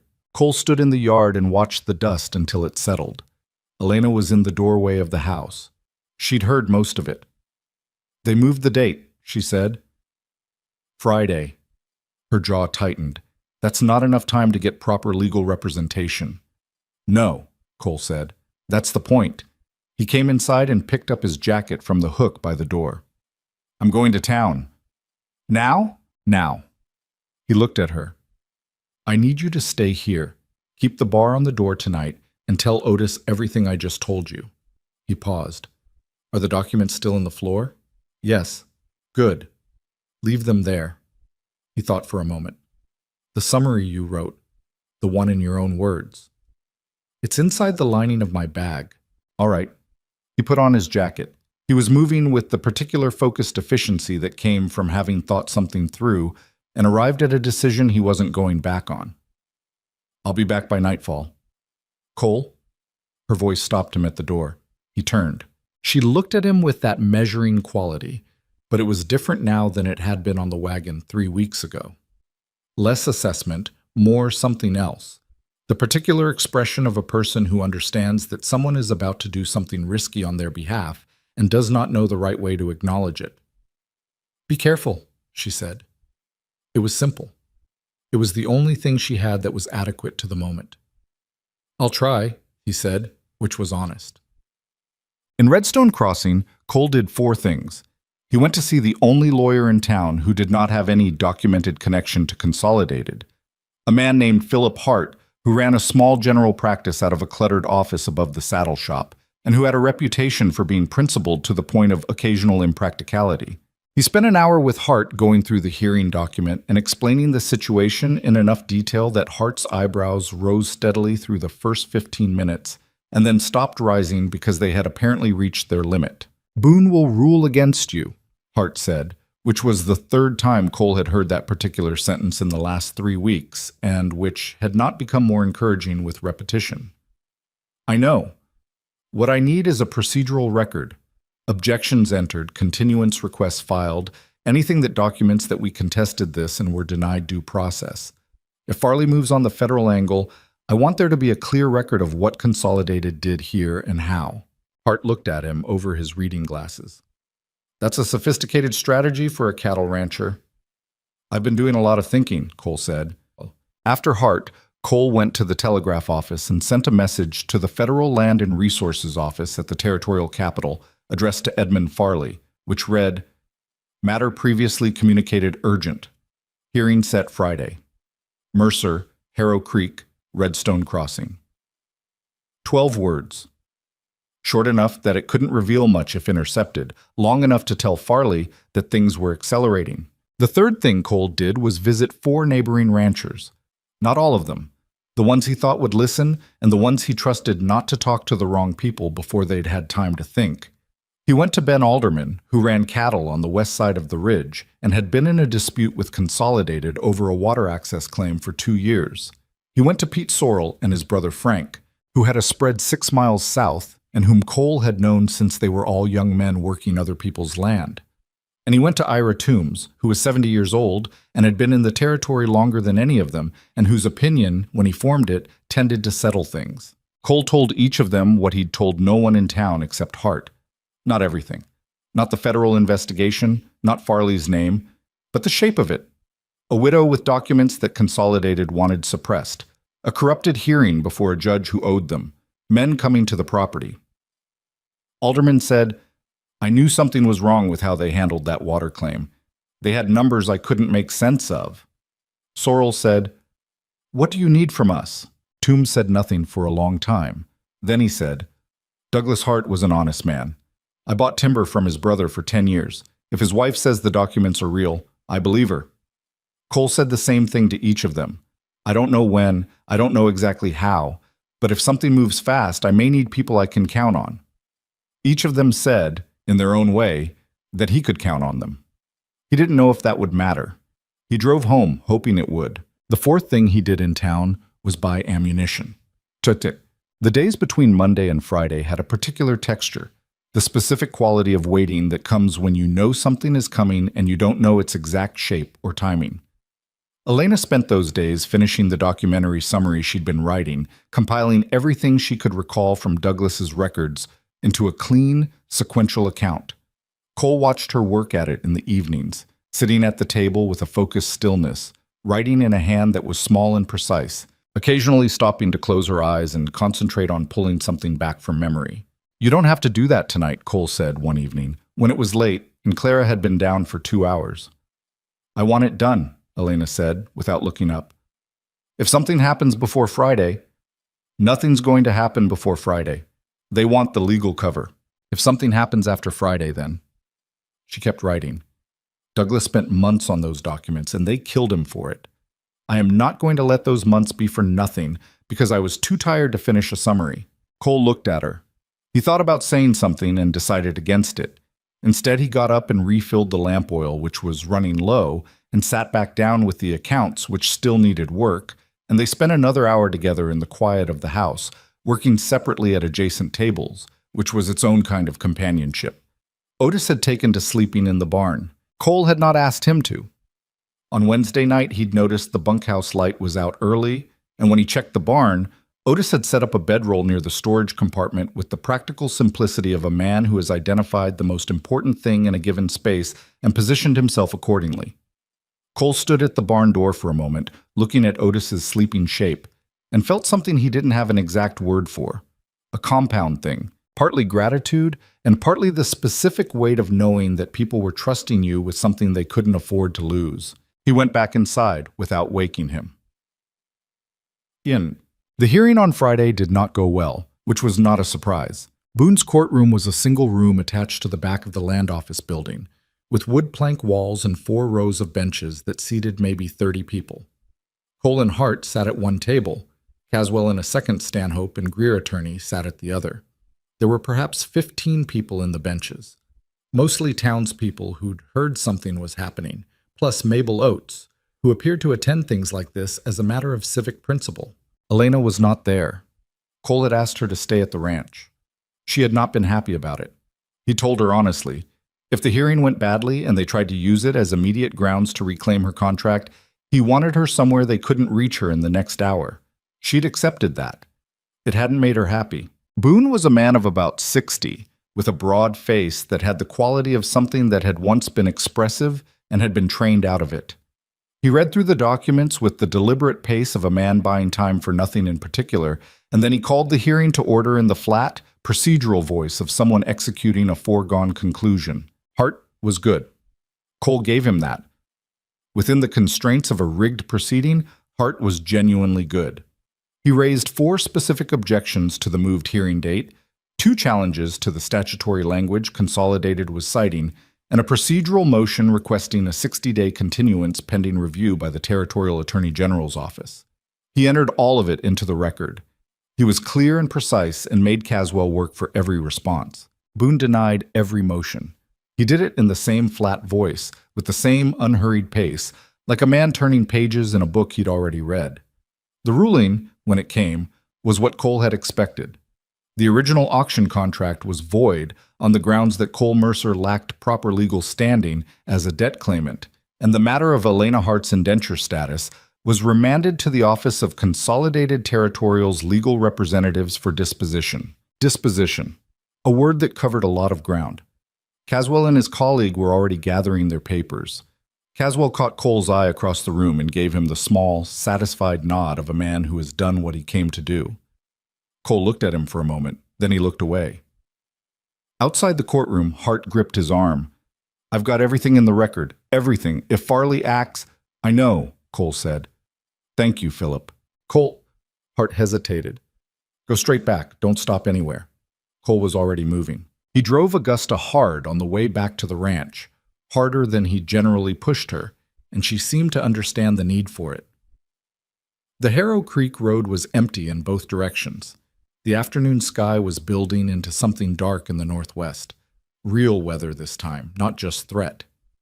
He reached the ranch in just over an hour and came into the yard to find Otis at the fence and Elena on the porch with Clara and an expression that meant she'd been watching for him. "How bad?" she said. "Voided, as expected." Cole climbed down. "We need to talk about tonight." "Tonight?" Otis said. "They have a ruling now. Caswell will move on it fast. He'll want to execute before any federal response can complicate things." Cole looked at the darkening sky. "If they come, it'll be tonight or tomorrow. Tonight is more likely. They'll want darkness, and they'll want it before Boone's ruling has time to circulate." Otis was quiet for a moment. Then he said, "I'll send word to Alderman." "And Sorrel," Cole said. "Tell them. Tonight, or possible tonight. Tell them to come armed and don't make noise coming up the road." Otis nodded and went for his horse. Elena was looking at Cole steadily. "You knew this was coming." "I thought it was likely." "But you went to the hearing anyway." "For the record," Cole said. "And because not going would have looked like we had something to hide." He looked at her. "We need to move the documents." "Where?" He'd thought about this on the ride back. The floor compartment was the first place someone would check if they knew to look for something hidden. It needed to be somewhere less obvious, somewhere that looked like nothing. "The water barrel," he said. "The one by the south pasture gate. It's half empty. We seal the documents in oilskin and put them at the bottom." Elena thought for a moment. "If it rains tonight, if it rains, the barrel fills and the oilskin keeps them dry. If they search the property, a water barrel 20 yards from the house is not the first thing they open." He looked at her. "It's not perfect." "No," she agreed. "All right." They wrapped the documents in oilskin. Cole had a sheet of it in the barn, used for keeping tack dry, and secured it with cord. Then Cole carried the bundle out to the south pasture gate while Elena stayed inside with Clara. He lowered it into the barrel with a length of wire to the bottom and replaced the partial cover. The water was cold. He dried his hands on his jacket. When he came back inside, Elena was at the table. She had the summary papers in front of her and was folding them into a tight rectangle. She looked up. "I'm going to keep this one on me," she said. Cole understood. If they took the documents and somehow found the barrel, the summary, Elena's memory of the whole of it in her own handwriting, was still there. He nodded. "There's something else," Elena said. She was very still. "Those records include names, territorial officials, commission members, not just Consolidated's internal people." She looked at him. "If Farley investigates and we give him what we have, it goes very deep, Cole, deeper than Consolidated itself." "I know. And the people involved in that kind of exposure," she stopped. "They don't let things go quietly." "I know that too." Cole sat down across from her. "What are you asking me?" She looked at him. "I'm asking if you're sure. Because once this goes federal, if Farley moves, if there's an investigation, we are committed to the end of it. There's no stepping back." Cole looked at the table. He thought about $52 and a barn that needed repairs, and the way the hearing had felt, sitting in that room, listening to Boone's flat voice, denying everything with the casual confidence of a man who has never had to worry about consequences. He thought about Douglas Hart on a ridge he'd walked 100 times. "I was sure on the steps of the Dennison building," he said. "I've been sure every day since. That part hasn't changed." Elena held his gaze for a long moment. Then she nodded and put the folded summary inside her dress, against her side. The men came at just past midnight. There were 7 of them. Cole knew that because he counted them from the barn window. He'd moved there 2 hours earlier, once Otis had returned from alerting the Sorrels and Alderman, leaving Elena inside the house with the bar on the door and Clara in the side room, and a rifle that Cole had shown her how to reload. He'd showed her that the previous week without explaining why. She'd learned quickly and without comment, which told him she'd already understood why. They came up the Harrow Creek Road without lights, which told Cole they'd been here before, or someone who'd scouted for them had, because you didn't navigate that road in the dark without knowing it. There were horses and there was the sound of a wagon, which was significant. A wagon meant they'd come prepared to take things or people with them. Cole watched them come into the yard. Speck was among them. Cole couldn't see his face in the dark, but he recognized the silhouette. The particular way the man sat on a horse, upright and deliberate. The others spread into the yard in a practiced pattern, which told Cole these were not Consolidated's lawyers. These were men who did different work.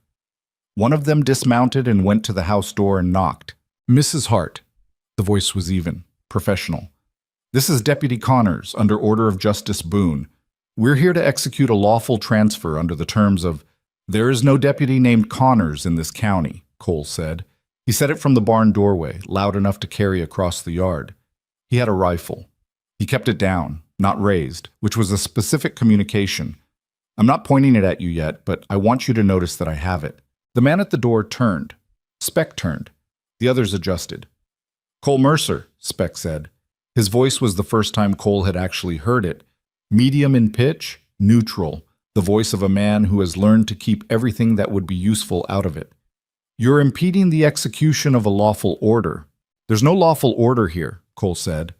"There's a ruling from a judge who's been on Consolidated's payroll for the better part of a decade, and there are 7 men in my yard in the middle of the night who are not deputies." He stepped out of the barn doorway into the yard, staying in the edge of shadow where the moon didn't quite reach. "I want you to hear something." From the south and the east there were sounds. Horses. More than a few. Coming up the road and through the pasture gate, not fast, not alarmed, but steady and purposeful. Ben Alderman came in from the south road with 2 of his hands. The Sorrell brothers came through the east pasture with 3 more. Garrett Wiley rode in from the north, alone but present, which Cole had not expected, and which meant something specific about what Wiley had decided in the days since Cole's visit to his claim. Ira Toombs came last, slowly, on his old gray horse, with a rifle across his saddle and the unhurried bearing of a man who has lived long enough in a territory to feel some ownership of it. 12 men, plus Cole, against 7. The yard was very quiet for a long moment. Speck looked at the assembled ranchers. He looked at Cole. He was calculating. Cole could see it, the particular stillness of a man running numbers in his head. 7 to 13 was not impossible, but it was also not what he'd come prepared for, and more significantly, this was no longer a quiet removal in the dark. This was a confrontation with witnesses who had names and spreads and community standing. Whatever happened here now happened in front of people who would talk about it. "This isn't finished," Speck said. "I know," Cole said. "Go back and tell Hatch that." Another pause. Speck looked at the house, at the barred door, at the dark windows. Cole didn't know if Elena was watching. He thought she probably was. Speck said something quietly to the man nearest him. Then he turned his horse. They left. All 7 of them.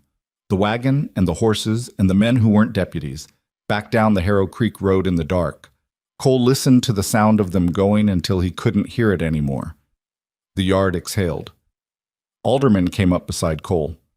"They'll come back," he said. "Yes," Cole said, "with more." "Yes." Alderman was quiet for a moment. "I've had that water access dispute with Consolidated for 2 years. I've got documentation. Nothing like what you're describing, but numbers that don't add up. Things that were said in meetings that don't match what ended up in the filings." He looked at Cole. "If there's a federal investigation, I want to be part of it."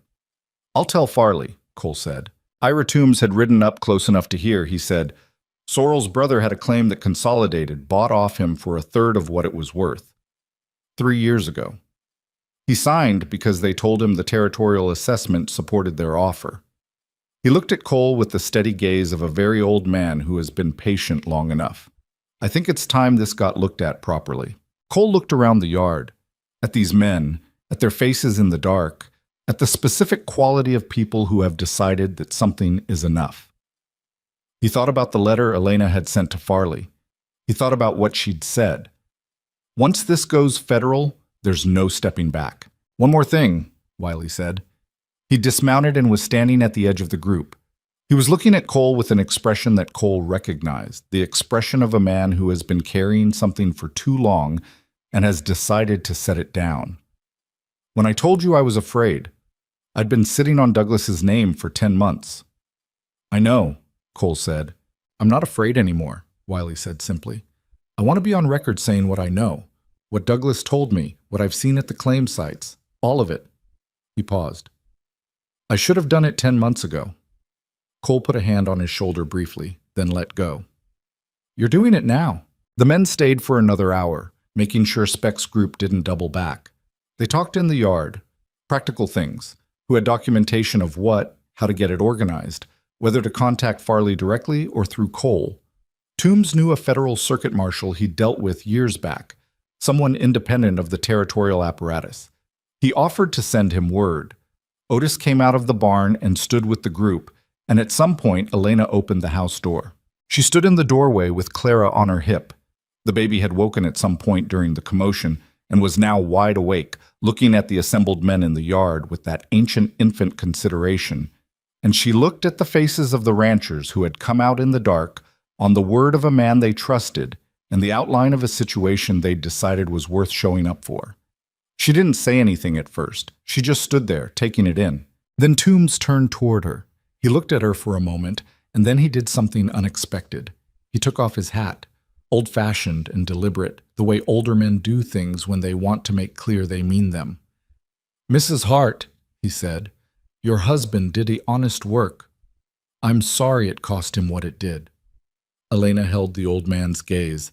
Her face was doing something complicated that she was not quite controlling. "Thank you," she said. Her voice was steady. "Thank you for being here." After the ranchers left, gradually, in pairs, back to their spreads and their sleep and their own preparations, Cole stood in the yard in the quiet. The weather that had been building from the northwest had moved through.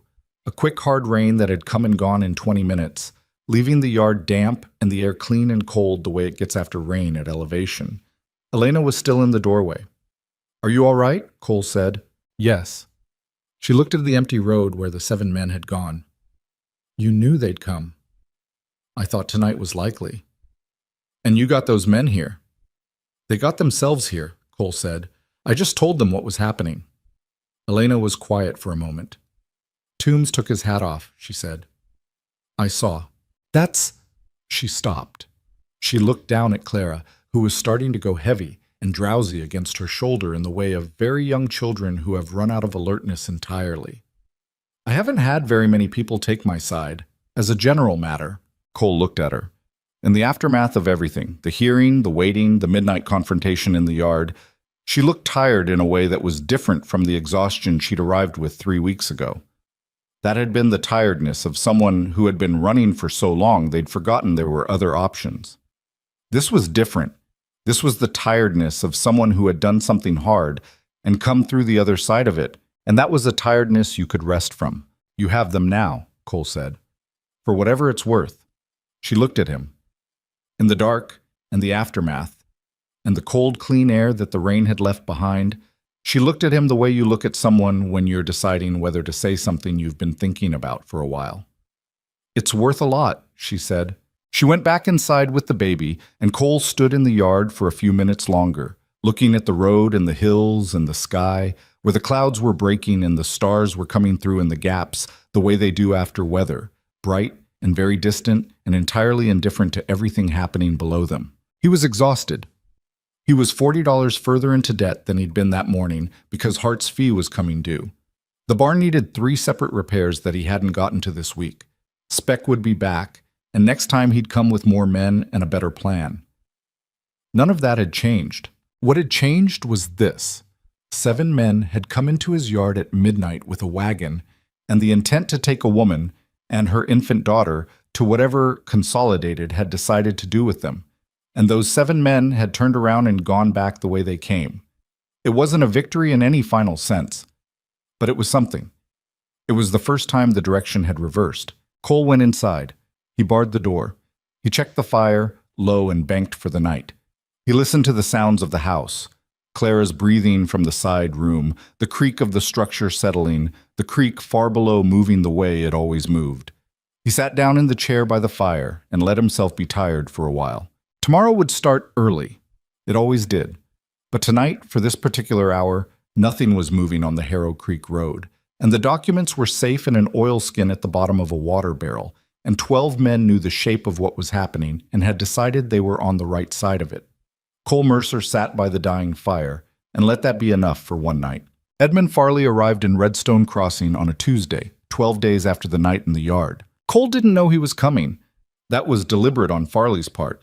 The man had sent no advance word, had traveled under a name that wasn't his own on the stage from the territorial capital, and had taken a room at a boarding house on the north end of town rather than the hotel, which was where people who wanted to be seen in Redstone Crossing generally stayed. Cole found out about him the same way he found out about most things that happened in town, through the informal network that operated between the ranches and the commercial district, in this case through Mabel Oates, who had noticed a man she didn't recognize asking careful questions at the post office and had sent word to the Mercer place by her youngest son.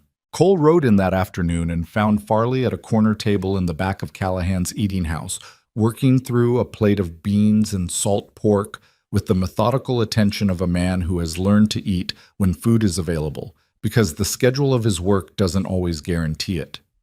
He was younger than Cole had expected. Mid-30s, lean, with a plain face and the kind of watchful quality around the eyes that suggested he spent a lot of time observing things without appearing to. Cole sat down across from him. Farley looked at him. "Cole Mercer," he said. Not a question. "Edmund Farley," Cole said. Farley looked around the room briefly. A habit, Cole recognized, the automatic check of a man who'd trained himself to know who else was present. The eating house was mostly empty at this hour. He looked back at Cole and said, "Your letter reached me on a Wednesday. I've been working since Thursday." "Working how?" Quietly. Farley set down his fork. "The discrepancies your letter described, I want you to know they're consistent with things we'd been seeing in territorial filings from 3 other counties. Patterns that individually looked like clerical errors. Collectively, they look like something else." "How long have you been seeing them?" Cole said. Farley's expression shifted slightly. The particular shift of a man deciding how honest to be. 14 months, he said. Cole looked at him. "I know," Farley said. "Douglas Hart came to my office 14 months ago. He had preliminary numbers, not the full documentation, but enough to open a file. I opened it. Then 2 weeks later, he was dead, and the file..." He stopped. "The file was reviewed by my supervisor and categorized as inconclusive pending further evidence."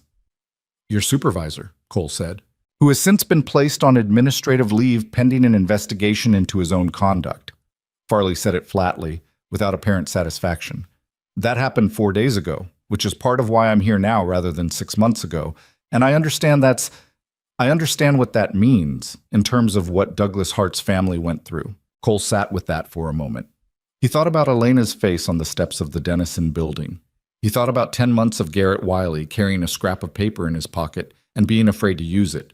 He thought about what it cost, being the person standing in the gap between the thing that should happen and the thing that actually does, waiting for an institution to catch up with what was plainly true. "What do you need from us?" Cole said. "The documents, the originals, if you have them." Farley leaned forward slightly. "The copies Mrs. Hart sent me were sufficient to open a formal investigation. What I need now is the full evidentiary record, the assay numbers, the commission filings, the discrepancy calculations, and Mrs. Hart herself. Her testimony about what her husband told her, what she witnessed, what she knows about the timeline. That's going to be the spine of this." "There are other people," Cole said. "Neighboring ranchers with documentation of their own. Garrett Wiley. He was Douglas's colleague. He's willing to testify." Farley pulled out a small notebook.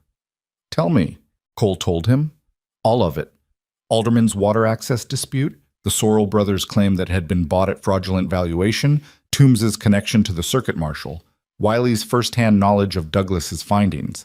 Farley wrote steadily, asking occasional questions that were precise and well-constructed, the questions of a man who understood what he was building and what each piece of it needed to do.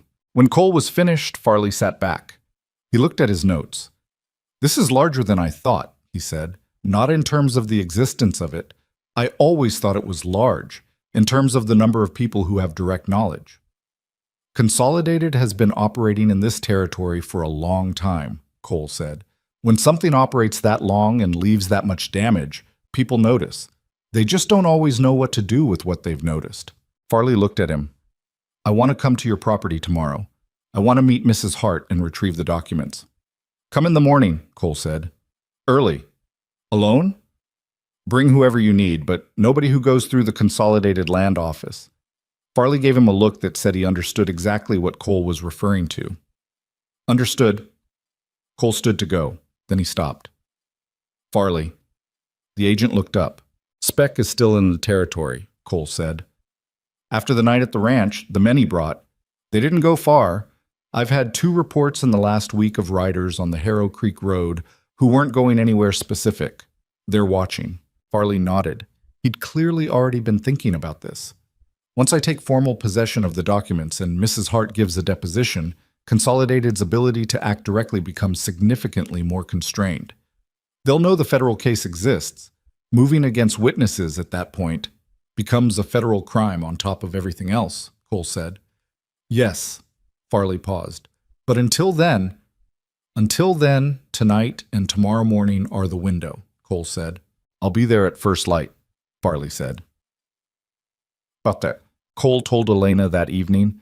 She was quiet through most of it, sitting at the table with her hands around a cup of coffee that had gone cold, listening. Clara was in the side room, down for the night. Otis was in the barn. Outside, the Harrow Creek Road was empty and dark, though Cole had positioned himself during supper so he could see it from the kitchen window, and he hadn't stopped seeing it since. When Cole finished, Elena said, he had Douglas's file for 14 months. Yes. She looked at the cold coffee, and his supervisor buried it. Yes. She was quiet for a long moment. I spent 10 months thinking I was alone in this, that there was no one who knew, no institution that would care. She looked up at Cole.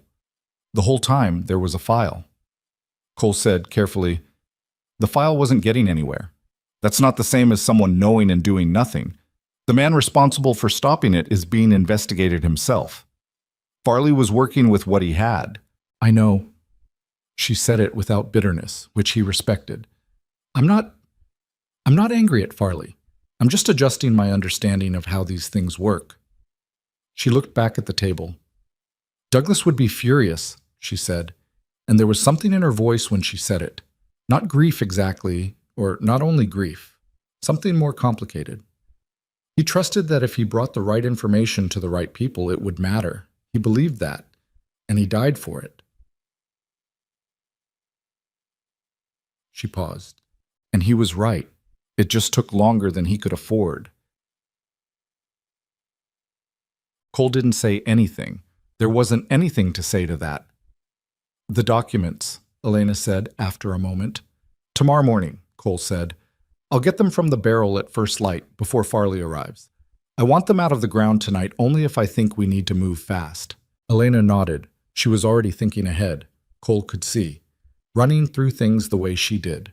Practical and sequential. My testimony, she said. What Farley needs from me, it's not just what Douglas told me. It's what I remember from the documents themselves. The specific numbers. He'll have the documents. He'll have the documents and he'll need me to explain them, she said. I was the one who organized them after Douglas died. I'm the one who understands how they connect to each other. She looked at Cole. I need to be in that deposition. I know, I told Farley you'd be there. She nodded again. Then something else crossed her face. A slight shift that Cole had learned to read as the moment when she was working through something she hadn't said yet. Cole? She said. Yeah, what happens after? If this goes the way it should, investigation, prosecution, whatever comes of it, what happens to us? To this? She made a small gesture that encompassed the table, the house, the property outside. It was the first time she'd said us in reference to the two of them, and Cole was aware of it, the specific weight of the word in that context. He thought about the answer for a moment before he gave it. I don't know exactly, he said. The debt contract is voided, which means legally you're free regardless of how the investigation goes. The ranch is still here. Whatever work you've been doing here, he paused. You've made this place function better than it has in 3 years. The accounts are clean, the tax assessment's been filed for review. I know where my money goes for the first time in a long time. He looked at her. That's not nothing. That's not something I'd want to lose. Elena looked at him steadily. That's not what I was asking. Cole held her gaze. He understood what she was asking. He thought about how to answer it honestly, which was the only way he knew to answer things that mattered. I know, he said. I don't have a clean answer to what you were actually asking. Not yet. but I'd like to have that conversation when this is over and you're standing somewhere that isn't surrounded by all of this. He gestured vaguely at the general situation. When you have the actual choice, not just the available option. Elena looked at him for a long moment. Then something in her face shifted into something that wasn't quite a smile but was adjacent to one. The expression of someone who has received an honest answer and found, unexpectedly, that it was the right one. "All right," she said. "Done." Farley arrived at first light with two men, agents from the Federal Land Office, both of them quiet and professional, in the way that suggested they'd been doing this work long enough to have had the unnecessary parts trained out of them. Cole had the documents from the barrel by the time they arrived. The oilskin bundle sitting on the kitchen table, damp on the outside and dry within. Farley opened it carefully, spread the papers across the table, and went through them with a focused attention that reminded Cole of Elena doing the accounts. The same quality of someone for whom numbers are a language they think in naturally. He asked questions as he went, and Elena answered them with the precision of someone who had spent 10 months thinking about exactly this material. The deposition took most of the morning. Cole sat to one side and listened. He watched Farley and his colleagues build the record piece by piece, the copper wash numbers, the adjacent land acquisitions, the commission filing discrepancies across 3 counties, the timeline of Douglas Hart's discoveries, and the events that followed. Elena gave her testimony in the same voice she used for everything consequential, even, clear, specific. She did not dramatize. She did not editorialize. She stated what she knew and what she'd witnessed and what she'd concluded from the documents, and she kept those 3 categories distinct from each other, which Farley appreciated visibly. When she finished, Farley sat back. He looked at his colleagues. Something passed between them. Not surprise exactly, but the recognition of people who have confirmed something they'd suspected and found it to be as serious as they'd feared. "Mrs. Hart," Farley said, "I want to be direct with you about what this means procedurally. We'll be filing for federal jurisdiction over the investigation within the week. That will trigger an automatic stay on any territorial proceedings related to your situation. Boone's ruling, the contract question, all of it. Federally, those things don't exist while this investigation is active." Elena nodded and consolidated. "We'll be serving preservation orders on their territorial offices by Friday. That means they cannot destroy, alter, or remove any records." Farley paused. "Walter Hatch will know by Friday that this is federal. His attorneys will know what that means." "What does it mean for Speck?" Cole said. Farley looked at him. "It means that anything Speck does to any party involved in this investigation, any witness, any person connected to the case, becomes a federal matter. Obstruction, intimidation, interference with witnesses." He let that sit for a moment.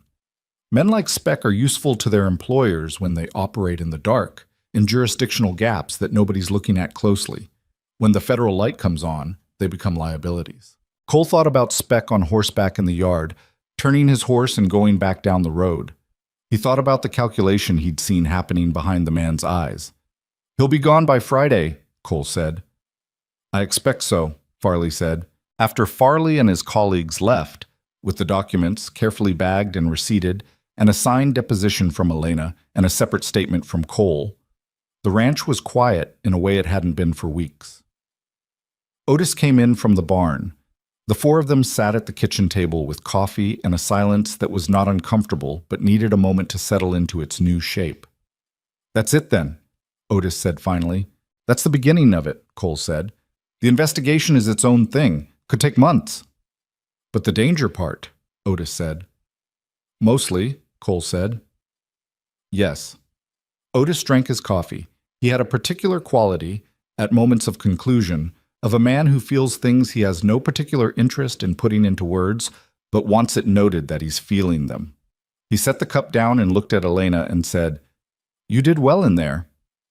Elena looked at him. "You were in the barn." "I heard through the window," Otis said, without any apparent embarrassment. "You did well." Elena looked at her coffee. "I just told the truth," she said. "Douglas spent months building those records so the truth could be told. She stopped. "I didn't want it to have been for nothing." Otis nodded. That was the end of what he had to say about it, apparently, because he stood up and went back outside. Cole watched him go and thought that Otis's particular form of feeling was underrated. The weeks that followed had a different quality from the ones before. Not easier exactly, but less pressurized. The watching riders on the Harrow Creek Road disappeared within 4 days, which confirmed Cole's read of Speck as a man who understood when the parameters of a situation had changed past the point where his presence was useful. The legal challenge to Cole's contract was formally suspended when the federal jurisdiction filing went through. Hart sent a note saying simply, "Consolidated's attorneys have requested an indefinite continuance. Read into that what you will." Cole read into it that Stanhope and Greer had been told to manage their exposure and had decided the smartest way to do that was to stop actively doing things that added to it. Farley sent word twice during the first 2 weeks. Brief updates, nothing detailed, the kind of communication that said this is progressing without saying how. Then, on a Thursday 3 weeks after the deposition, he sent a longer message. Cole read it at the kitchen table with Elena beside him. She read it over his shoulder. The message said, "Federal warrants had been issued for 4 named executives of Consolidated Territorial Mining Company, including the head of their territorial land operations. Justice Aldrich Boone had been suspended from his position pending a judicial conduct review. 2 members of the Territorial Mining Commission had resigned. The Territorial Attorney General's office had opened a parallel investigation." Cole set the paper down. He was quiet for a moment. "Boone resigned," Elena said. "Suspended," Cole said. "For now." "That's enough," Elena said. "For now." Cole looked at her. She was reading the message again, more slowly. He watched her face move through whatever she was feeling. It was not simple joy, because simple joy would have been an inadequate response to something this complicated. It was something more layered than that. The satisfaction of a thing concluded, mixed with the specific grief of knowing what it had cost to get there, mixed with the knowledge that conclusion was not the same as restoration, that some things that had been broken in the course of this were broken in ways that didn't fully heal. "Douglas was right," she said finally. Quietly, to herself more than to Cole. "He was right," Cole said. She set the message down. She looked at her hands for a moment. "He would have hated how long it took," she said. "He was impatient. It was one of his less endearing qualities." She said it with the particular expression of someone remembering a person accurately rather than with the flattened reverence that death sometimes produces. "He would have wanted it to take 2 weeks, and then when it took longer, he would have made everyone around him miserable about it." "That sounds like an honest portrait," Cole said. "He was a complicated person." She looked up. "Most people are." Outside, Clara had discovered something interesting in the dirt near the porch steps and was investigating it with the total investment of an 8-month-old who has not yet learned that some things are not worth this much attention. Otis was watching her from the porch rail with the careful oversight of a man who has concluded that his job right now is to make sure the interesting thing is not a spider. Cole watched this through the window for a moment. "I have a question," Elena said. He looked back at her. "That first day," she said, "on the wagon. When I asked you why." She paused. "You said you saw what was happening and you didn't like it, and that was most of it." "Yes." "What was the rest of it?" She looked at him. "You said most of it. What was the part you didn't say?" Cole thought about that Tuesday morning, the crowd, the sky, the bidding going up in its methodical increments, Still's flat voice, the specific way Elena's hand had moved in circles on Clara's back without her permission. "The baby," he said, "watching you try to hold it together for her when everything around you was going wrong. I recognized something in that." He paused. "My mother did that. For years, when things were bad and my father was... when things were bad. She held it together for us in exactly that way." He looked at the table. "It's not a rational thing. I'm not saying it's a good reason to spend $560. It's the best reason I've ever heard," Elena said simply. Cole looked at her. She was looking back at him with that direct quality that had been measuring him since the beginning, and for the first time the measurement in it felt like it had reached a conclusion, like the calculation was finished and the answer was something she'd decided to trust. "Cole," she said. "Yes, I want to stay." She said it plainly. No softening, no qualification. "Not because I have nowhere else to go. I have somewhere else I could go. Millhaven. The land office there would take me back, and I have enough saved from what you've paid me that I could find a room and start over." She looked at him steadily. I want to stay because this is where I want to be. I want to be direct about that, so you know it's a choice. Cole held her gaze. He thought about what he'd said to her weeks ago. When you have the actual choice, not just the available option. He thought about the fact that she'd remembered it, had waited for it, had held the question until the situation resolved enough that the answer could be real. I was hoping you'd say that, he said. She looked at him for a moment longer. Then she stood, collected the coffee cups, and went to the stove to refill them, moving through the kitchen with the ease of someone operating in a space that has become genuinely her own. Ben Alderman came by the following week with his documentation of the water access dispute. He sat at the table with Elena and went through it, and she helped him organize it into the format Farley's office had specified for supplementary submissions. Pete and Frank Sorrell came 2 days later with the records of their brother's claim sale. 3 years of paperwork that they'd kept because they'd always felt something was wrong with that transaction, without knowing exactly how to prove it. Garrett Wiley gave his formal testimony to Farley's team in the second week of the investigation. Cole heard about it afterward from Wiley himself, who rode down to the ranch on a bright cold afternoon and sat on the porch with Cole and told him about it with the specific relief of a man who has set down a weight he'd been carrying longer than was good for him. I told them everything, Wiley said. What Douglas showed me, what I saw at the claim sites, the things I noticed over the years that I told myself weren't my business. He looked at his hands. They were my business. I knew that the whole time. You're telling them now, Cole said. I'm telling them now. Wiley was quiet for a moment.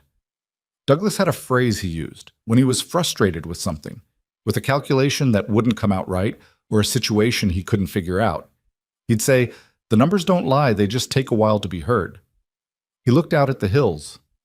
I think about that. Cole thought about it too, after Wiley left. He thought about it that evening when he was checking the fence on the east pasture, alone with the sound of the wind and the particular low light of a winter afternoon. The numbers don't lie, they just take a while to be heard. It was the kind of thing that was true in a way that was also deeply inadequate. True in the abstract, in the long arc of things, and also devastating in the specific, because the time it took for the truth to be heard was not neutral time. It was time that cost people things they didn't get back. Douglas Hart had not gotten his time back.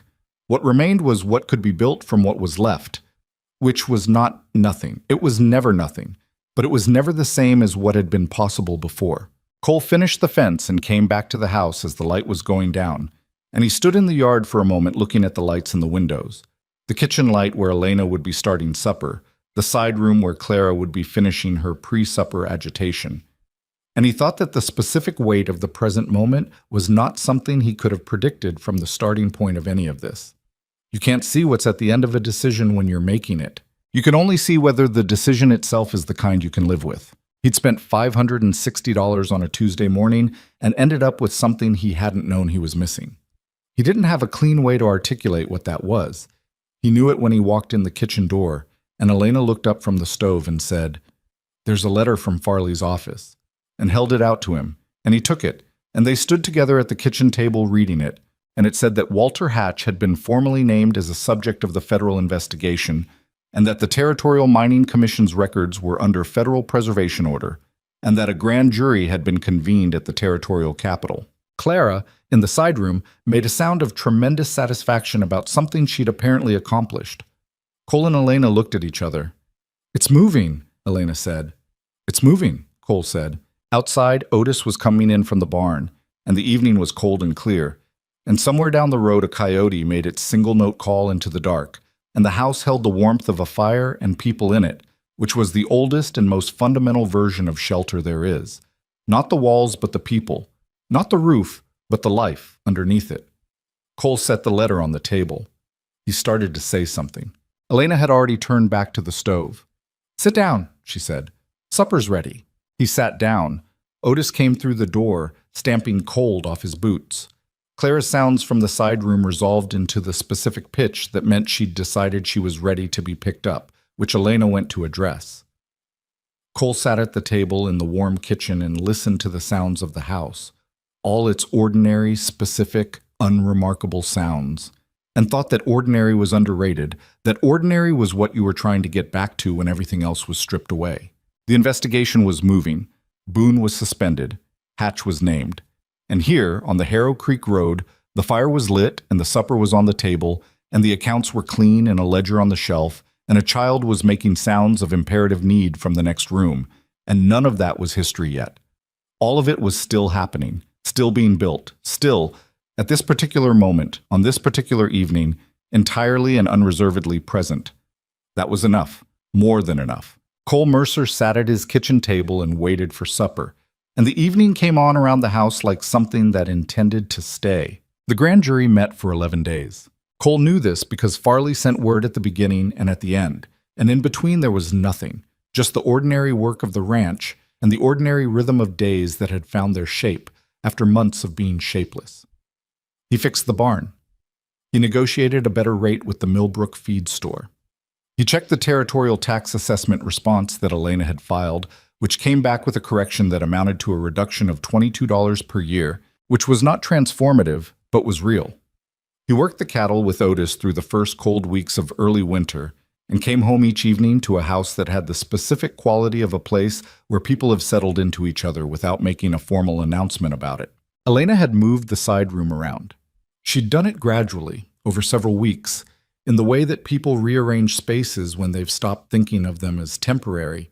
A shelf here, a hook there, a small piece of fabric across the window that changed the quality of the morning light in a way Cole didn't notice until he did, and then couldn't imagine the room without.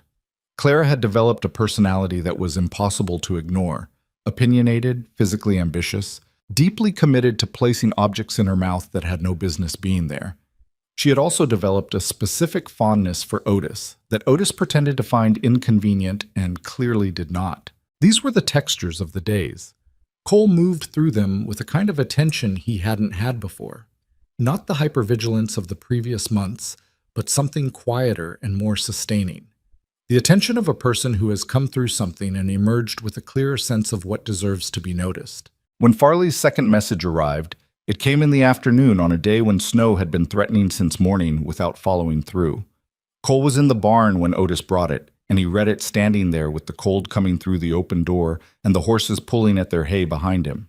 The grand jury had returned indictments on all four named executives of Consolidated Territorial Mining Company. Walter Hatch had been indicted on 11 counts of fraud, land theft, falsification of territorial records, and conspiracy. Harlan Speck had been indicted on 3 counts, including conspiracy to intimidate federal witnesses. The events of the night in the yard, formally documented through the testimony of Cole, Otis, Alderman, the Sorrell brothers, and Toombs. Justice Aldrich Boone had been referred to the Territorial Judicial Conduct Board with a recommendation for permanent removal. Cole read it twice. Then he folded it and went inside. Elena was at the table, working on something. She looked up when he came in and read his face before he said anything. He handed her the letter. She read it. He watched her face, the way it moved through the information carefully, the way her eyes stopped on certain names and held there. She didn't make a sound. When she finished, she set the letter down on the table and looked at it for a moment, and Cole sat across from her and waited. "Hatch," she said. 11 counts. Speck. 3, including the night here. She nodded slowly. She was doing that thing she did when she was processing something too large for quick response, going quiet in a way that was not absence, but its opposite. A full presence with the thing she was taking in. Clara, in the side room, was making the sounds of a child who has woken from a nap and is deciding whether this requires announcement. Elena didn't move yet. "Douglas," she said. Not a question. Not a statement exactly. Just his name, said in the particular way that people say the names of people they've lost when something happens that the lost person should have been there to see. Cole said, "He started this.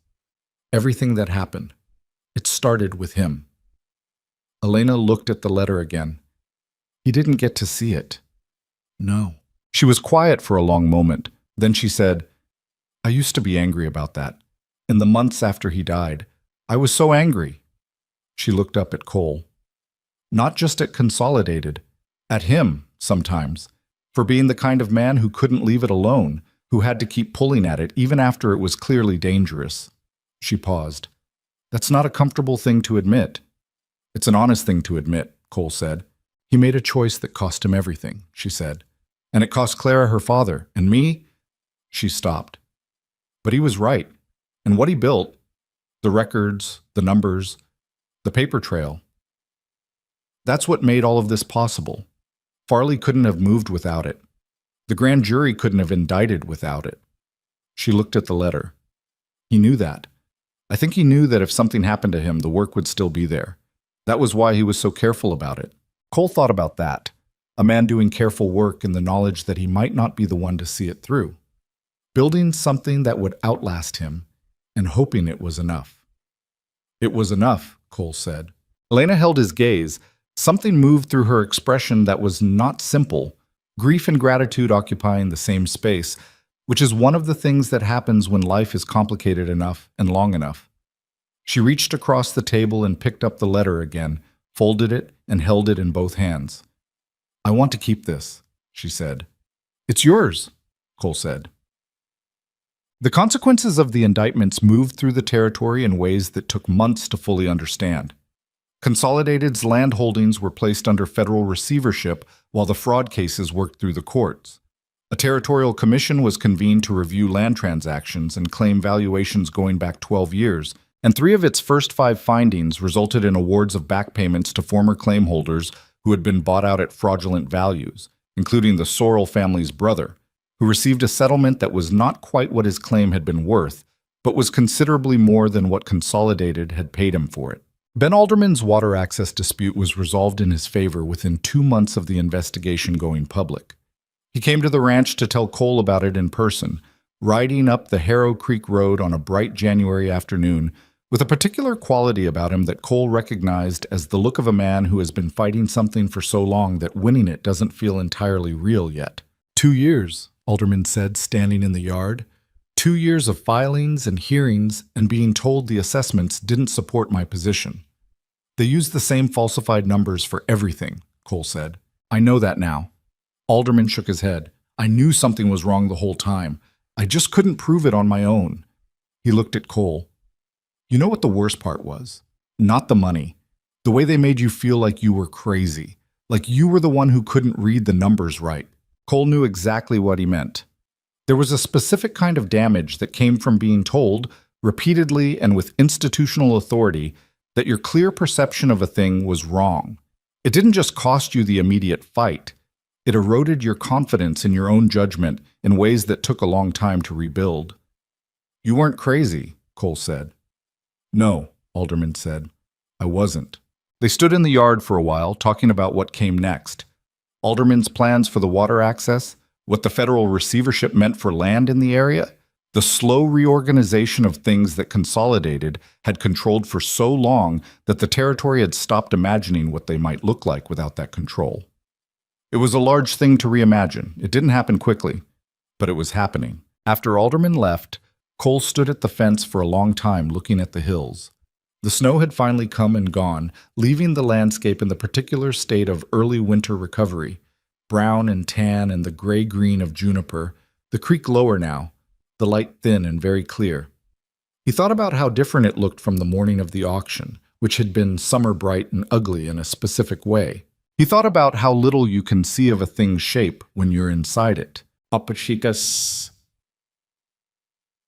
Philip Hart sent a formal notice in February. The Territorial Debt Commission, established as part of the remediation process following the Consolidated investigation, had reviewed the original auction contract entered on the 14th of the previous summer. The Commission's finding, the debt underlying the auction, the $942 attributed to Douglas Hart's estate, had been fraudulently constructed by Consolidated's legal team using inflated compound interest calculations applied to a base debt that itself contained irregularities in its origination documentation. In plain terms, the debt had been largely invented. The auction had not been a legitimate debt settlement. It had been a mechanism to gain control of Elena Hart, and through her, to suppress what she might know. The Commission's order voided all obligations arising from the auction, including the residual balance Cole had agreed to pay on the installment schedule.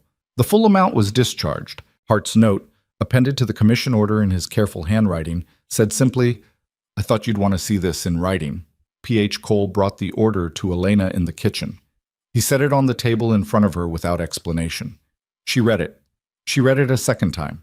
Then she set it down and pressed both hands flat on the table and stared at nothing for a moment, and Cole saw her throat move. "It was never real," she said. "No, they invented it. They manufactured a dead man's debt to—" She stopped. Her voice was very controlled, which told him how much it was costing her to keep it that way. "Yes," Cole said. She looked up at him. Her eyes were dry, but her face was doing something that was the precursor to not being dry, and she was clearly deciding whether to let it. "Douglas died for a debt that didn't exist," she said. "They killed him to protect a lie, and then they put his wife on an auction block to protect the same lie. And the debt that justified the auction was something they made up." Cole sat down. He didn't say anything because there was nothing to say to that. It was what it was. The full ugliness of it, laid out in official language on a commission order, which somehow made it worse and better simultaneously.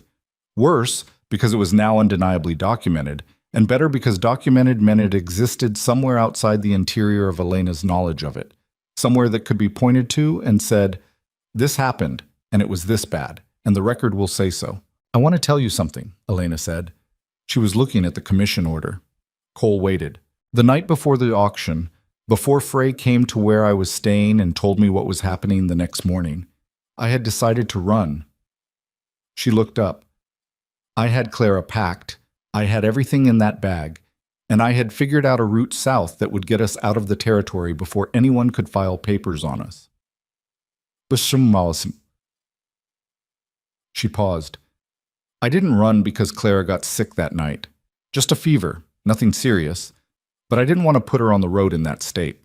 So I waited, and by morning, it was too late." Cole looked at her.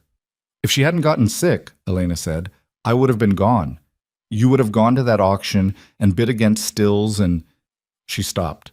"I think about that sometimes, how close it was to going completely differently." "But it didn't," Cole said. "No." She held his gaze. "It didn't." She looked back at the commission order. "I used to think about luck the way most people do, as something random that has no obligation to fall your way. I still think that's true, but I've started to think there's a kind of luck that isn't random, that comes from the people who decide to show up." She looked at him again. "You showed up on the steps of the Dennison building. Farley kept the file even when his supervisor buried it. Wiley finally gave his testimony. Toombs came at midnight with a rifle across his saddle." She paused. "That kind of luck is made by people who decide something is worth their effort. That's different from the random kind." Cole thought about that. It was the kind of thing he would have been skeptical of once. The idea that you could characterize good outcomes as a form of chosen intervention rather than accident. But sitting across from this woman in this kitchen, with a commission order on the table that documented the machinery of what had tried to destroy her and failed, he thought she was probably right. Not entirely right. There was still randomness, still the fever that kept her in the territory long enough to be found, but right in the part that mattered. People showing up. People deciding that something was their business, even when it was easier to decide it wasn't. "Clara's the luckiest part," he said. Elena smiled, a real one. The kind that changed the whole shape of her face. "Don't tell her that. She already has too high an opinion of herself." So, they married in April, when the hills were beginning to go green and the creek was running high from the snowmelt, and the air had the quality of a season deciding to become itself in earnest. It was not a large event. Cole had not expected to get married again. He'd been married once before, years ago, briefly and badly, in a way that had closed something in him that he'd assumed would stay closed. He'd been wrong about that. Wrong specifically in the way you're wrong when you make a permanent conclusion from a temporary state, which is one of the most common mistakes people make and one of the hardest to recognize from the inside. Elena had said yes in February, on a cold evening after Clara was down, in the kitchen that had become the center of everything they were building, said it the way she said most important things, directly and without softening, which was the thing about her that Cole had come to trust most completely. "Before you ask," she'd said, "the answer is yes." Cole had looked at her. "I hadn't asked yet." "I know. I could tell you were working up to it." She looked at him with that slight expression, the one adjacent to a smile. "I decided to save us both the anxiety." He had laughed.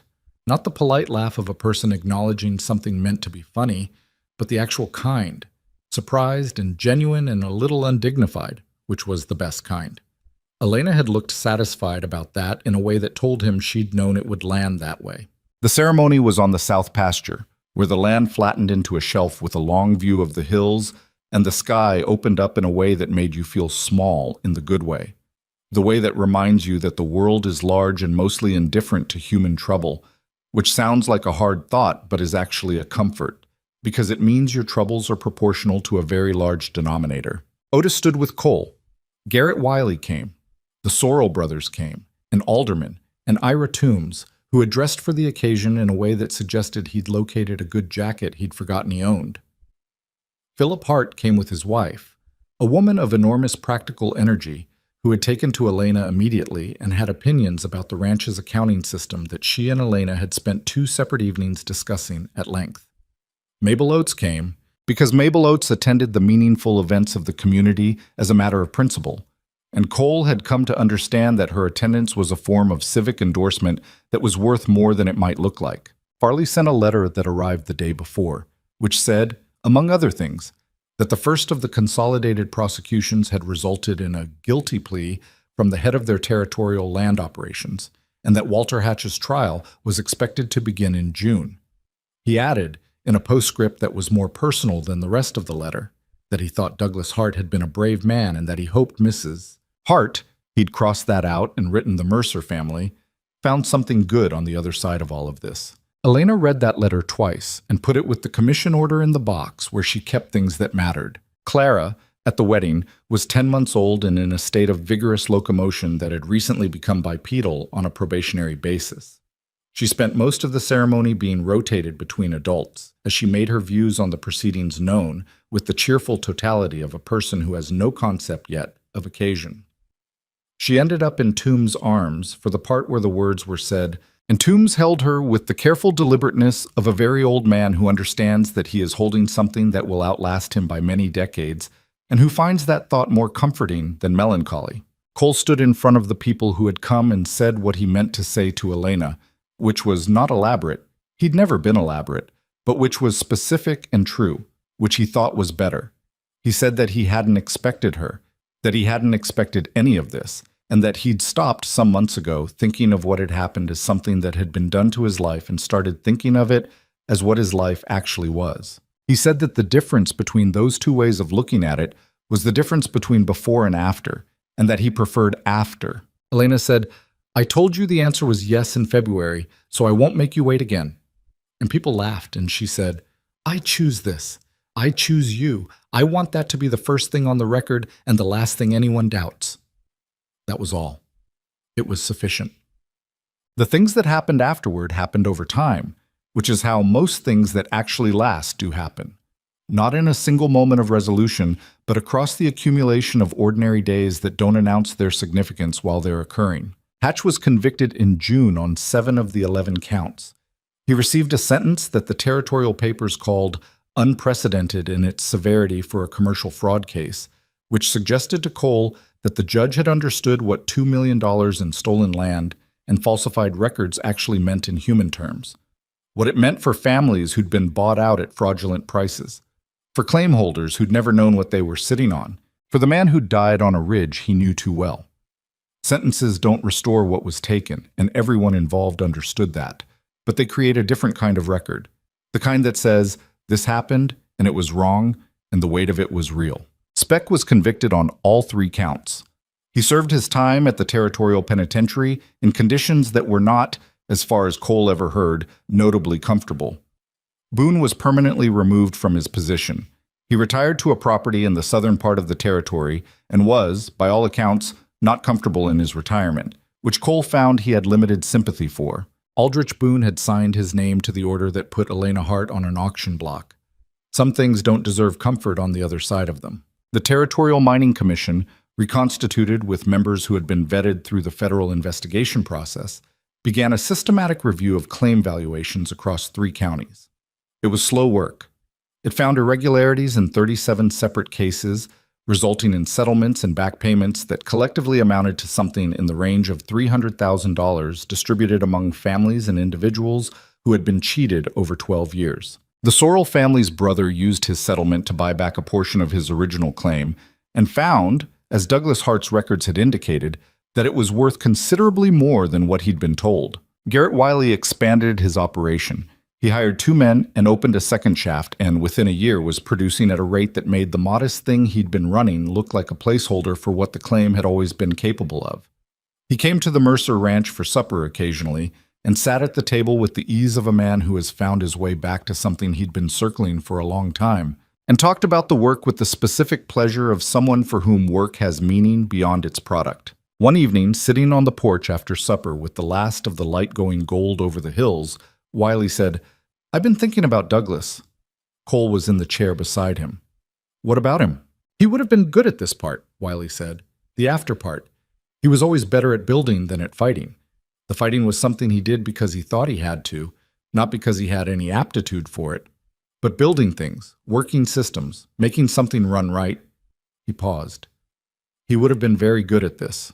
"He'd have wanted the credit," Elena said from behind them. She was in the doorway, leaning against the frame with Clara on her hip, and she'd clearly heard the last part of it. She said it without sharpness, with the specific warmth of someone who can speak honestly about a person they've lost, because enough time has passed that the honest parts and the loving parts don't feel contradictory anymore. Wiley smiled. He would have, extensively and at length. Elena came out and sat on the porch step, and they stayed there until the light was gone and the cold came up from the creek, and Clara fell asleep against her mother's shoulder with the profound and immediate surrender that very young children have, and the conversation moved through other things. The Commission's latest findings, the spring cattle prices, a fence section on Wiley's east boundary that was giving him trouble, and the evening settled around them with the particular texture of evenings that don't need to be significant to be good. This. There is something worth saying about what this all meant, separate from the facts of what happened. People make decisions in moments when the full cost of those decisions is not visible to them. Cole Mercer stood in a crowd on a Tuesday morning and made a decision that was not strategic, not calculated, not the product of any plan he'd formed in advance. He made it because he saw something that was wrong, and he was in a position to do something about it, and he chose to. That's the whole of the mechanics of it.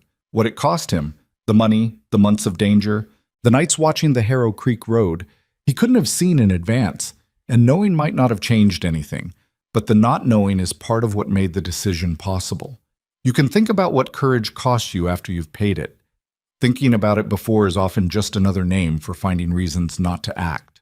Elena Hart survived a year of being alone with a dangerous truth and an infant and no reliable ground under her feet, and she survived it not because she was without fear. She was afraid constantly. Anyone would have been. But because she kept doing the next necessary thing. She wrote the letter. She organized the documents. She gave the testimony. She made one small decision at a time in the direction of something better, without knowing if better was actually available. That is not inspiration.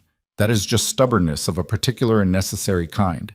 The refusal to stop moving even when stopping would be easier. Douglas Hart built a paper trail that outlasted him. He was not a perfect man. Elena said so herself. And it's important that she could say so, that his memory was real enough to include the parts that were difficult. He was impatient and not always easy to be close to, and he made at least one decision in trusting the wrong person that contributed to what happened to him. But he also did something that required more than ordinary courage. He kept accurate records in a context where accuracy was dangerous, because he believed that what was true should eventually be documented, that the numbers shouldn't lie even when the people around them were lying constantly. That belief cost him his life. It also dismantled an empire. Both things are true, and neither cancels the other. The people who showed up in the yard at midnight with rifles and the willingness to stand there, Alderman, Wiley, the Sorrells, Toombs. They showed up because Cole asked them to, but also because they'd been watching the same corruption for years, and they'd been waiting, without quite knowing they were waiting, for a moment that made action feel possible rather than futile. That's what happens when enough people get tired of accepting what they've been told they have to accept. The opening doesn't announce itself in advance. It appears, and the people who were ready for it step through. Clara Mercer grew up in a house where both of these things were true. The world could be brutal in specific and organized ways, and ordinary people could push back against that brutality, and sometimes, not always, not easily, not without cost, change its direction. She grew up knowing her father by his work and his records and the stories Wiley told about him, and by the way her mother spoke about him when she spoke about him, honestly, with complexity, the way you speak about people who mattered to you before you understood all of what they were. She grew up knowing Cole as her father in the functional sense, the man who was there, the man whose patient and imperfect presence constituted what fathers are made of in practice rather than in concept. She grew up, in other words, with an accurate understanding of how the world works, that it contains both injustice and the possibility of its correction, that the correction requires people who decide to be part of it, and that choosing to be part of it is not a heroic abstraction, but a series of ordinary decisions made under uncertain conditions by imperfect people who are, most of them, more afraid than they look. That is what the ranch on Harrow Creek became. Not a legend, not a monument. A place where people who had been through something difficult lived their lives forward, doing the work of the day that was in front of them, and tried to do it with enough honesty and enough care that the day after would be slightly better than the one before. On a morning in the second autumn after the trial, Cole was at the fence on the south pasture when Elena walked out to him across the dry grass with Clara toddling alongside her, both of them in coats, the sky the particular blue of high country fall that has no equivalent in other seasons. He stopped what he was doing and watched them come. Clara had recently developed the opinion that she should be doing everything independently, which meant the walk from the house took considerably longer than it would have otherwise and involved 3 separate stops to investigate things on the ground. Elena walked at her pace without apparent impatience, not because she had unlimited patience, she didn't, nobody does, but because she had learned, as parents do, when the thing being investigated is worth the delay and when it isn't, and fall grass in the morning was worth it. Cole leaned on the fence post and waited. When they got close, Clara looked up and said, "Cole," with the specific precision of a child who has recently understood that words are tools and is applying this understanding with great enthusiasm. It wasn't the word he was called in formal terms, but it was what she'd arrived at on her own, and he had never seen any reason to correct it. "Morning," he said. "Otis says the east fence is down again," Elena said. "I know. I'll get to it this afternoon." She stood next to him and looked at the hills. Clara crouched down and began a serious examination of something near her feet. The creek was audible from here, lower than in spring but present, the constant sound of moving water that Cole had grown up with, and that had become, over the years, something he noticed most by its absence. "Farley sent another letter," Elena said. "What's it say?" The last of the commission reviews came back, the final tally on the remediation payments. She paused. 37 cases, $289,000 in total back payments, 11 families who got their land classifications corrected. She was quiet for a moment. "He says the territorial legislature is considering a reform to the claim valuation process, making independent verification mandatory." Cole absorbed that. "Douglas's numbers?" he said. "Douglas's numbers," Elena said, "running through 11 families and a legislative reform." She glanced at him sideways. "He'd want the credit for that too. He'd deserve it." "Yes," she said. "He would." They stood at the fence line for a while without talking. Clara stood up from her investigation, looked at both of them with the assessing quality she'd had since infancy, and then walked carefully to Cole and put both arms around his leg, which was her current preferred greeting, presumably because his leg was the most convenient part of him at her height. Cole put his hand on top of her head. She stayed there for a moment, then released him and went back to the grass. Elena watched this. "What are you thinking?" Cole said. She considered the question. "I'm thinking that I spent a long time believing that this—" She made a gesture that indicated herself, the ranch, the general situation. "That this kind of life wasn't for me. That I was always going to be on the outside of it, the wrong kind of woman for it, or the wrong circumstances, or whatever the current reason was." She looked at the hills. "I was wrong about that." "You were working with bad information," Cole said. She looked at him. "That's a generous way to put it." "It's the accurate way," he said. "The people who told you what you were worth, they had a vested interest in the answer being low. That's not a reflection of what you're actually worth." Elena held his gaze for a moment. Then she looked away at the hills again, and the expression on her face was the kind that doesn't need any particular response. the expression of a person arriving at something, not dramatically, not all at once, but steadily, the way water finds its level. "We should get back," she said. "The bread's going to need another hour, and I don't want to leave it." "Go ahead," Cole said. "I'll finish this section and be in before noon." She called Clara, who came with the specific reluctant cooperation of a toddler who has not finished what she was doing, but has weighed her options, and concluded that compliance is currently the practical choice. They walked back toward the house across the fall grass, and Cole watched them go. The woman and the child, the small figure trotting with the concentrated effort of short legs. The house behind them, with the smoke coming from the kitchen chimney, and then he turned back to the fence and got back to work. The east section needed fixing. The cattle would need moving before the first real freeze. The accounts were in good shape, but the spring costs would need planning by December. There was always more to do than there were hours in the day for it, which was not a complaint. It was simply the terms of a life that is actually being lived, with actual things in it that require your attention and your effort and your presence. Cole Mercer fixed the fence in the cold, clear morning and thought about nothing in particular and everything in general, the way you think when you're doing work that your hands know and your mind is free to wander. He thought about the auction steps, briefly, with the distance that time provides. The crowd, the sky, the sound of the bidding, the decision that had not felt heroic in the moment because it hadn't been. It had felt like the only available response to something that was plainly wrong, which is usually what right decisions feel like from the inside. Not noble, just necessary. He finished the section and gathered his tools and walked back across the pasture toward the house, toward the smoke and the bread, and the sound of Clara's voice carrying out through the kitchen window in the particular register of a child who has something urgent to communicate. It was an ordinary morning. It was, in the specific way that ordinary mornings are when you've lived through enough extraordinary ones, more than enough. The hills stood against the sky. The creek ran below the pasture. The house held what it held. Cole Mercer came in from the cold and shut the door behind him, and the morning went on.